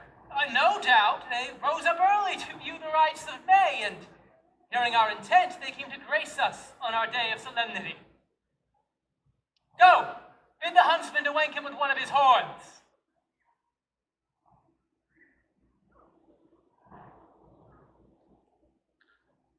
Good morrow, friends! St. Valentine is past. Begin you woodbirds but to couple now? Oh, pardon, my lord. I pray you all, stand up. I knew you two were rival enemies. What brings such a gentle concord to our world? My lord, I shall reply amazedly, half sleep, half waking, but as yet I swear I cannot truly say how I came here. But as I think for truly what I speak, and now do I bethink me so it is, I came with Hermia hither. Our intent was to be gone from Athens, where we might, without the peril of the Athenian law. Enough! Enough, my lord! You have enough. I beg the law upon his head! My lord, fair Helen told me of their stealth, of this their purpose hither to this wood. And I, in fury, hither followed them, fair Helena, in fancy, following me. But, good my lord, I wot not by what power, but by some power it is, my love to Hermia melted, as the snow. Oh. Appears to me now as the remembrance of some idol god which in my childhood I did dote upon. And all my faith, the virtue of my heart, the object and the pleasure of mine eye, is only Helena.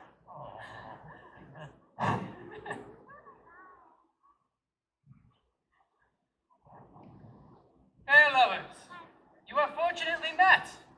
We shall hear no more of this discord anon. Good Aegeus, I shall overbear your will. For in this temple, by and by with us, shall these couples be eternally knit. Away with us to Athens, thee and thee. We shall hold a feast for our solemnity.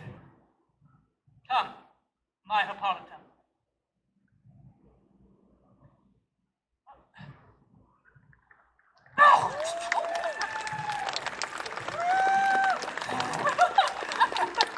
These things seem small and undistinguishable. Methinks I see things with parted eye. When everything seems double, and so methinks, and I have found Demetrius, like a jewel, mine own and not mine own. Are we awake? It seems to me as yet we sleep, we dream. Do you not think the Duke was here and bid us follow him? Yea, and my father, and Hippolyta. And he did bid us follow the temple. Why then, we are awake! Let's follow him, and by the way, let us recount our dreams.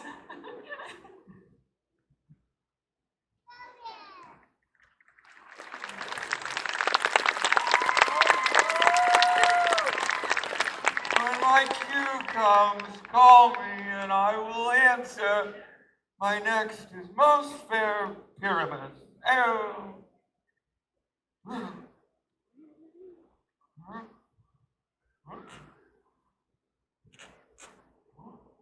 Petriquince? Flute, the bellows mender? Step the joiner, starveling?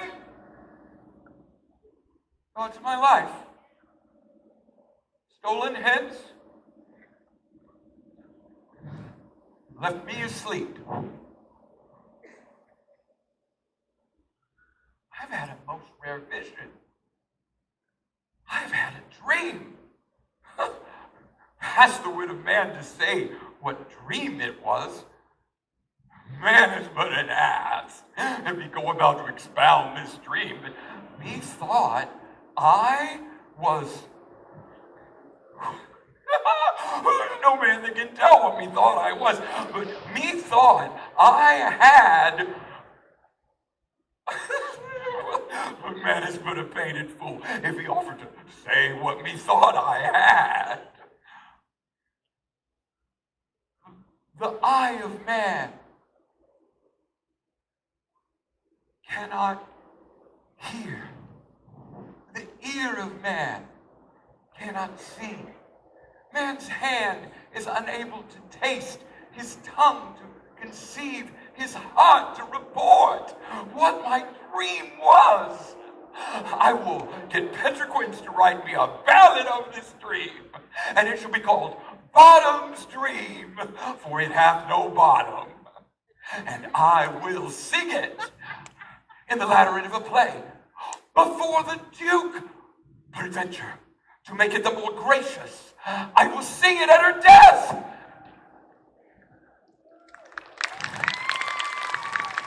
Have you seen to Bottom's house? Has he come home yet? He cannot be heard of. Out of doubt, he is transported. Oh, if he comes not, the play is marred. He comes not, it. It is not possible, for you've not another man in all Athens able to perform his part but he. No, he has simply the best wit of any handicraft man in Athens. And the best person, and the very paramour of a sweet voice. Oh, you must say paragon. Paramour is, God bless, a thing of naught. But I mean, that's, I think, what I meant. Masters! Masters! Masters! The Duke is coming from the temple, and there is 2 or 3 lords and ladies more married. If our sport had gone forward, we'd had all been made men. Oh, sweet bully Bottom. Thus have he lost 6 pence a day during his life. He could not escape 6 pence a day. And the Duke had not given him 6 pence a day for playing Pyramus. Oh, I'll be hanged. Oh, we deserved it. 6 pence a day in Pyramus are nothing. Oh, where are these hearts? Where are these lands? The Reagan Table's happy hour! I am to discourse wonders, but ask me not what, for if I tell you I'm no Trithinian, I'll tell you everything right as it fell out. Let us hear, sweet Bottom. Well, not a word of me. All I will say is, the Duke hath dined. Get your apparel together. Good ribbons to your beards. New ribbons to your pumps. Let us meet presently at the palace. Let every man look o'er his part. For the short and the long of it is, our play is preferred.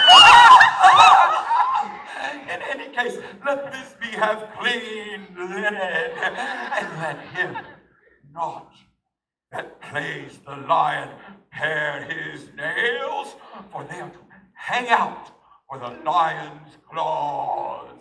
And most dear actors, eat no onions or garlic, for we are to utter sweet breath. And I do not doubt but to hear them say it is a sweet comedy. No more words. Away, go away.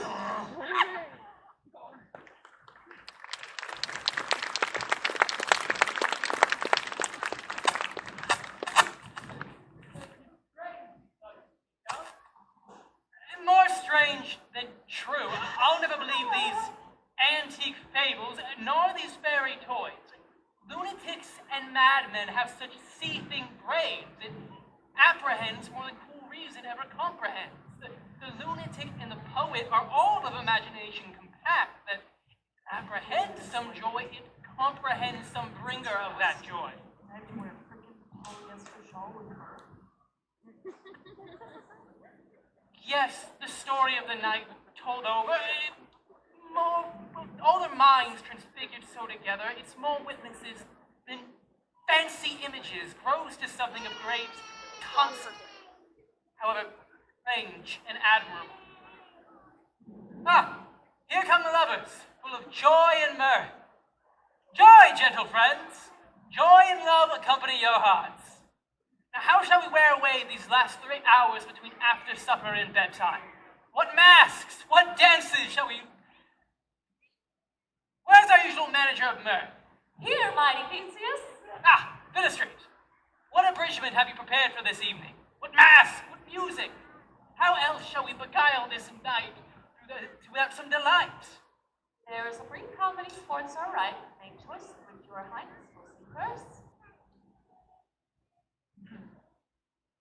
The battle with the centaurs to be sung by an Athenian eunuch to the harp. We'll have none of that. The riot of the tipsy bacchanals tearing the Thracian singer in their rage. It's an old device.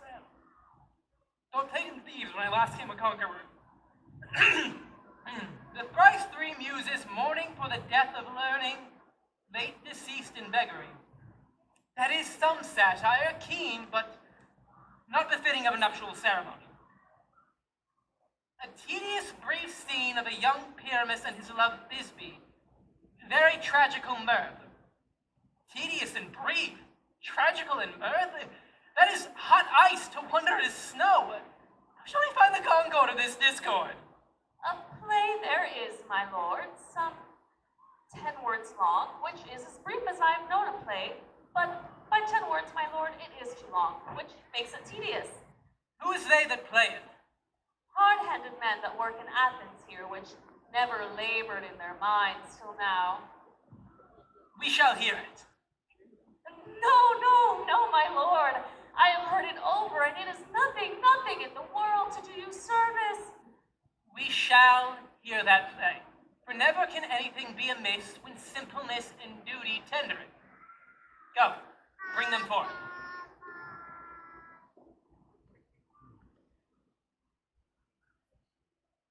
You wish not to see wretchedness overcharged? My sweet, you will see no such thing. Yes, they say they can do nothing of this kind, but the kind are we to give them thanks for nothing. Our sport is to take what they mistake, what poor duty cannot do nimble respect, love, and tongue-tied simplicity, at least speak most to my capacity. So please, your grace, the prologue is addressed. Bring them in.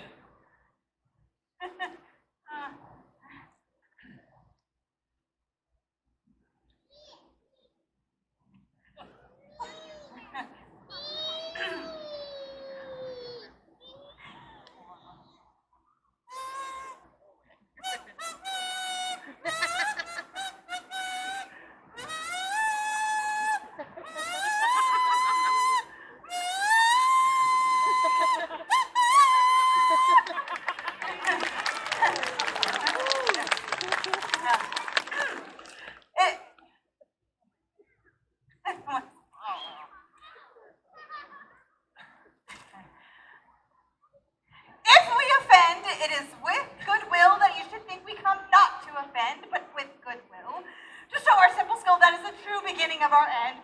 Consider that we come not in despite, we do not come in minding to contest you. Our true intent is all for your delight. We are not here that you should hear repent you. The actors are in hand, and by their show you should know all that you are like to know. This fellow doth not stand upon points. He hath rid his prologue like a rough colt. He knows not to stop. A good moral, my lord. It is not enough to speak, but to speak true. Indeed. He had played his prologue like a child on the recorder, his speech like a tangled chain. Nothing hid, but all disordered. Who is next?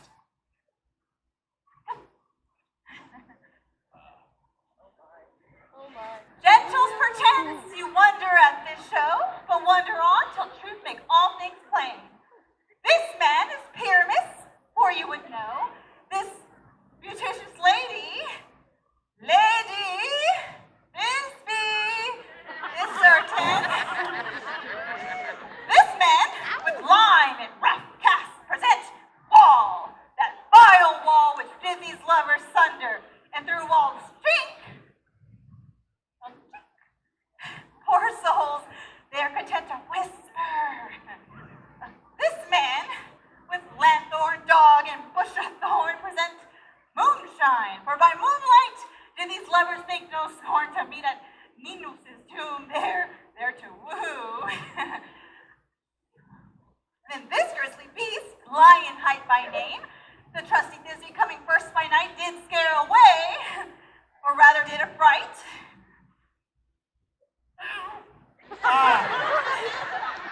And as she fled, her mantle she did fall.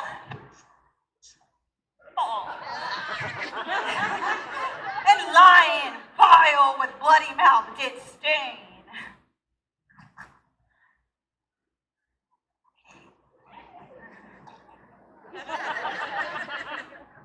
Anon comes Pyramus, sweet youth and tall, and finds the mantle stain, whereat with bloody, blameful blade, he bravely broached his boiling, bloody breast, and the trusty Thisbe, tearing a mulberry shade, drew his dagger and died. For all the rest, let lion, moonshine, wall, and lovers twain at large discourse, for here they do remain.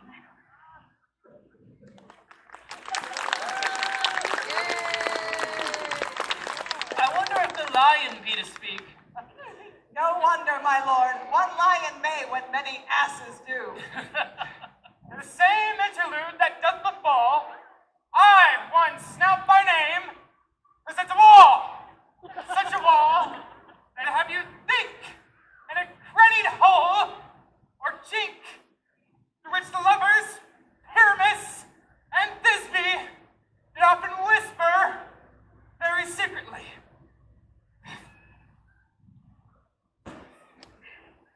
This loam, this rough cast, this stone doth show that I am that same wall. The truth is so, and although this cranny is right and sinister, through which the fearful lovers are to whisper. Would you desire Lyman Hare to speak better? It is the wittiest partition that ever I heard discourse, my lord. Ah, Pyramus approaches the wall. Silence! Oh, grim look, night. Oh, night, with hue so black. Oh, night. Oh, night, whichever art when day is not. Oh, night. Oh, night. Alack. Alack! Alack! Ack! Ack, ack, ack! Ack, ack, ack! I fear my Thisbe's promise is forgot. Oh, and thou, oh, wall!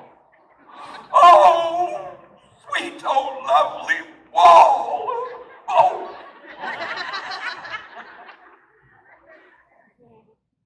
Thou standst between her father's ground and mine. Now, wall. Oh, wall. Oh, sweet, oh, lovely wall. Show me thou chink to blink through with mine eye. Oh, thanks, courteous wall. Shall you wear for this?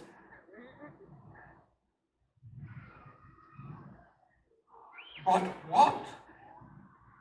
See I? No, Thisbe do I see. O wicked wall through whom I see no bliss, curse be thy stones for just thus deceiving me. Wall, methinks, being sensible, should curse again. Oh, no, sir. He should not. Deceiving me is Thisbe's cue. Oh, she's to enter now. You should see, I am to spy her through the wall. You shall see. It will fall pat as I told you. Oh, yonder she comes.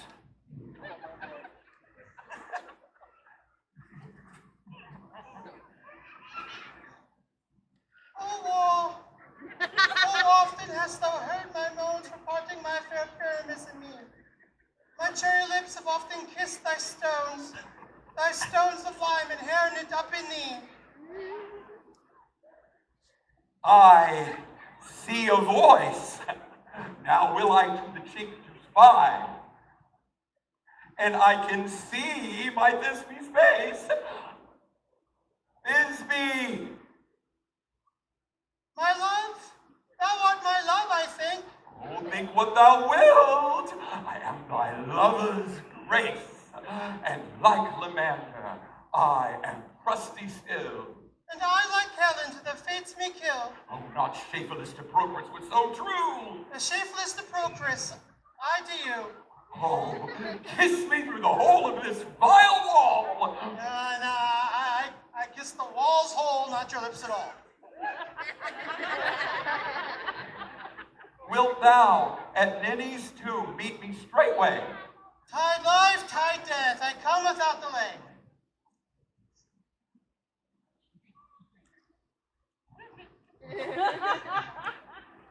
Thus I, Wall, my part is discharged so.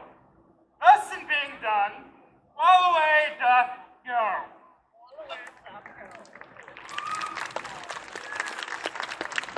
Now is the mural down between the two neighbors. No remedy, my lord, when walls are so willful to hear without warning. Yes, tis the silliest stuff I've heard as well. The best in this kind are but shadows, and the worst and no worse if imagination amend them. It may perhaps be my imagination, not theirs, but if we imagine no worse of them than they of themselves, he may pass for excellent men. Oh, here come two noble beasts, a man and a lion.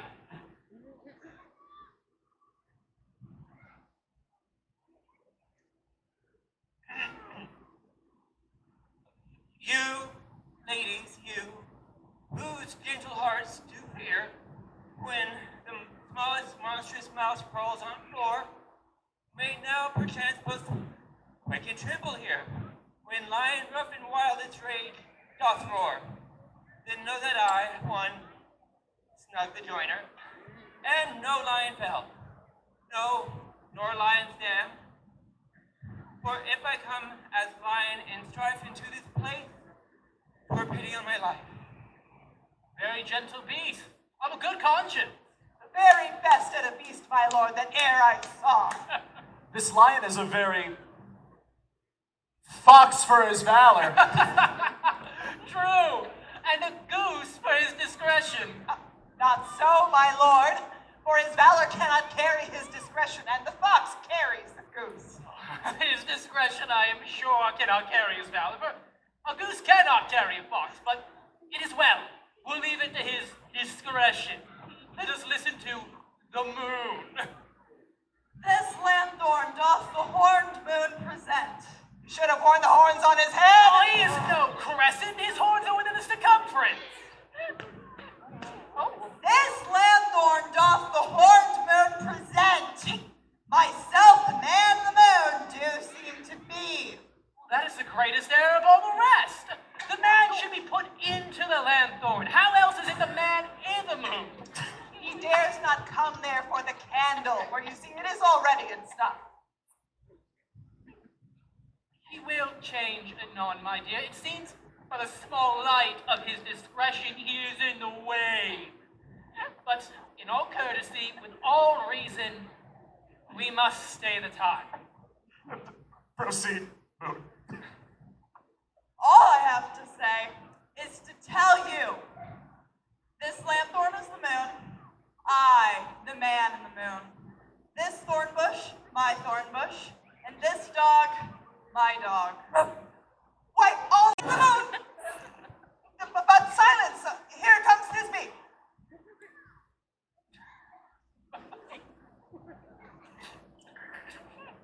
This is old Minnie's tomb. Where is my love? Well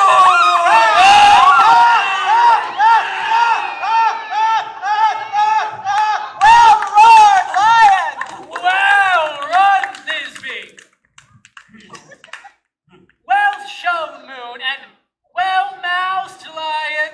Oh, and so the lion vanished. And then came Pyramus. Sweet moon, I thank thee for thy sunny beam.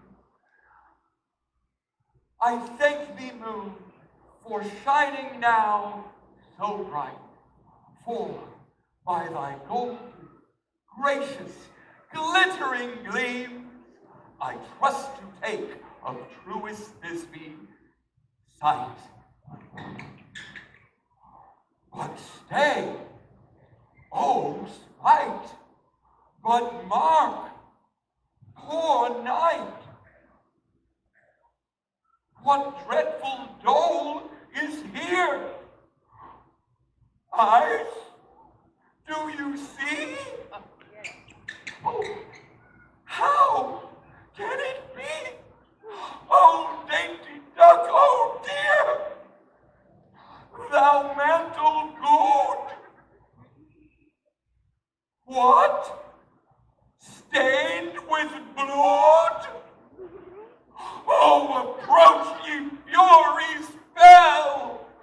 Oh, face, come, come, cut thread and thrum, quail, crush, conclude, and quail! This passion and the death of a dear friend go near to make a man look sad.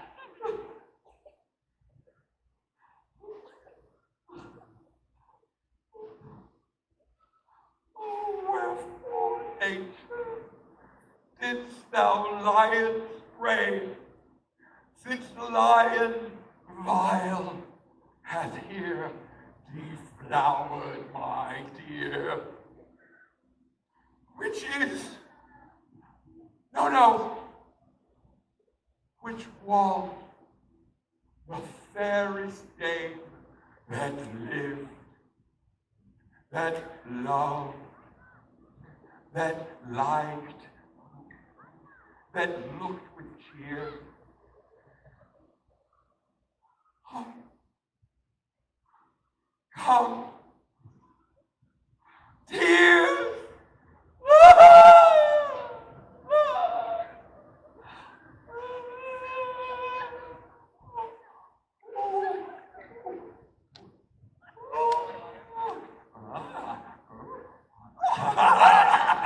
Confound. Out, sword, and wound the pap of Pyramus. Oh, the left pap. Wait, talking about. Huh? Thus die I. Thus, oh! Oh! Thus!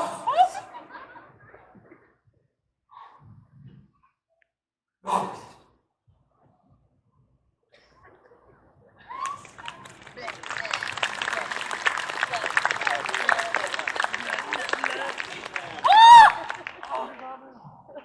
Now am I dead?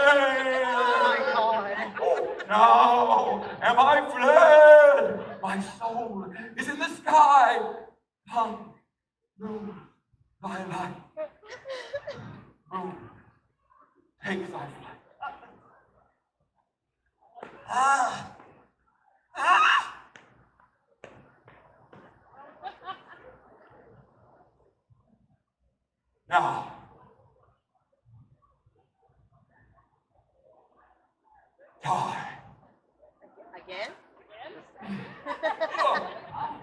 sure? Die!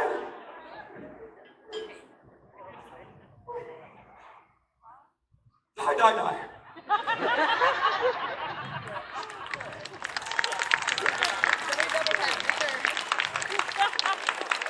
With the help of a surgeon, he might yet recover. And through that.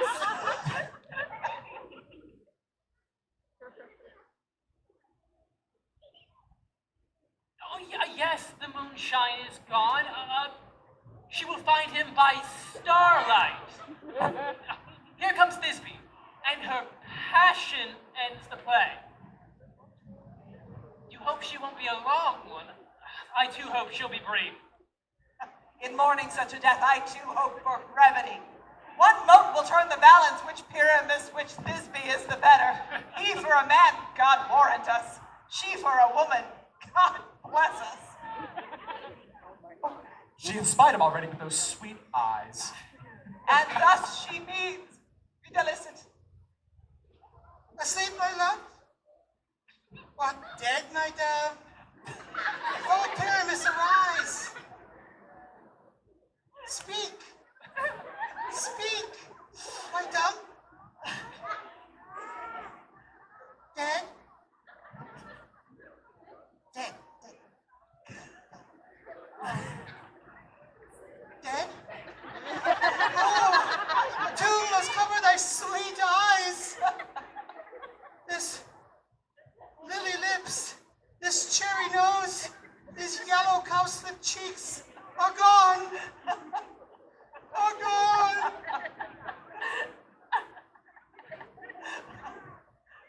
Are gone. Oh no. Oh no. Lovers make moan. His eyes were green as leeks. Oh, sisters three, come to me with hands as pale as milk. Lay them in gores, and you have shore with shears as thread of silk. Oh, tongue, not a word.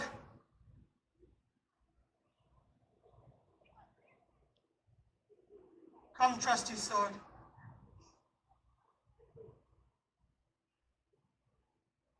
Come, blade, my breast imbrue.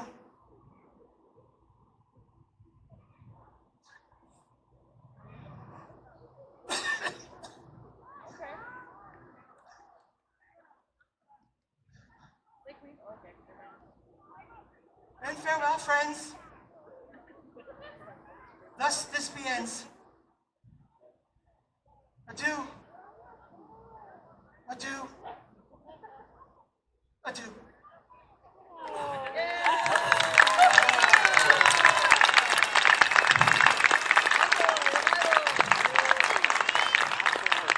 Moonshine and Lion are left to bury the dead. Aye, and Wall too. Oh, no, assure you, the wall is down that parted their father's houses. Oh, would you like to see an epilogue or hear a Bergamot stand? No, Epilogue, I pray you.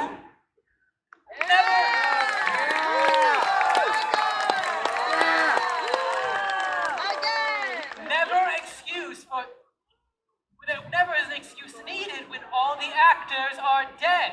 Oh yeah. So it is very truly and notably discharged.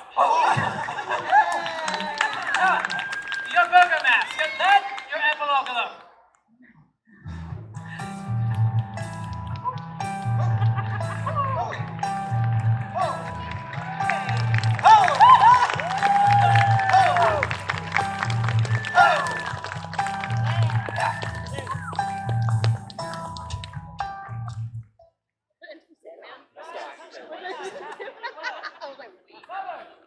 Men, 'tis almost fairy time.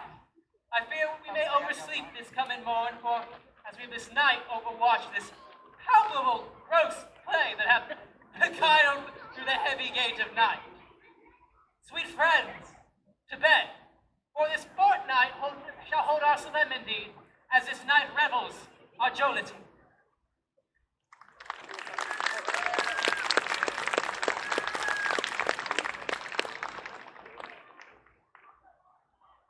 Now, the hungry lion roars, and the wolf behowls the moon, whilst the heavy plowman snores, all with weary task fordone.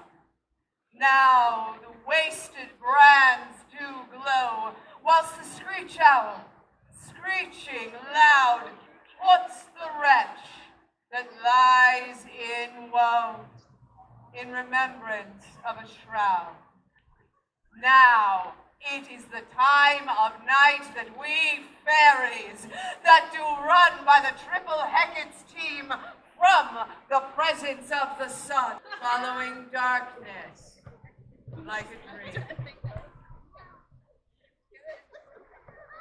With this field do consecrate, every fairy take his gate. Now until the break of day, through this house each fairy stray, and the owner of it blessed, ever shall in safety rest. Trip away, make no stay, meet me all by break of day.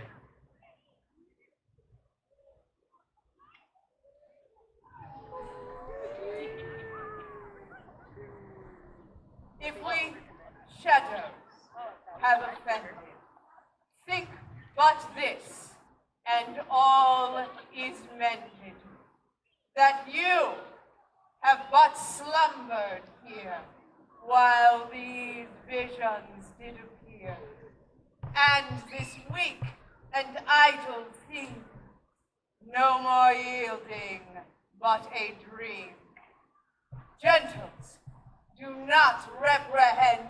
If you pardon, we will mend. And as I am an honest puck, if we have unearned luck now to scape the serpent's tongue, we will make amends ere long, else the puck a liar call. So, good night unto you all. Give me your hands, if we be friends, and Robin shall restore amends.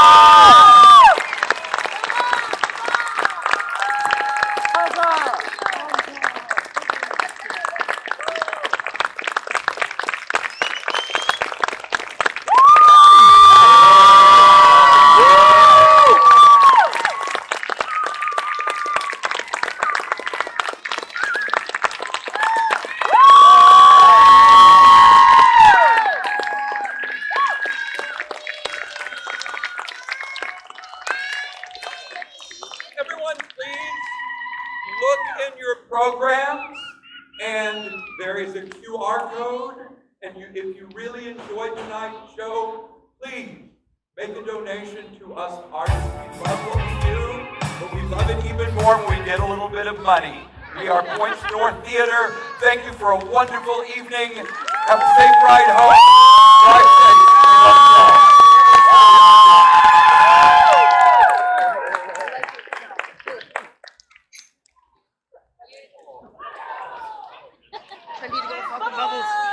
I need to go fuck with Bubbles.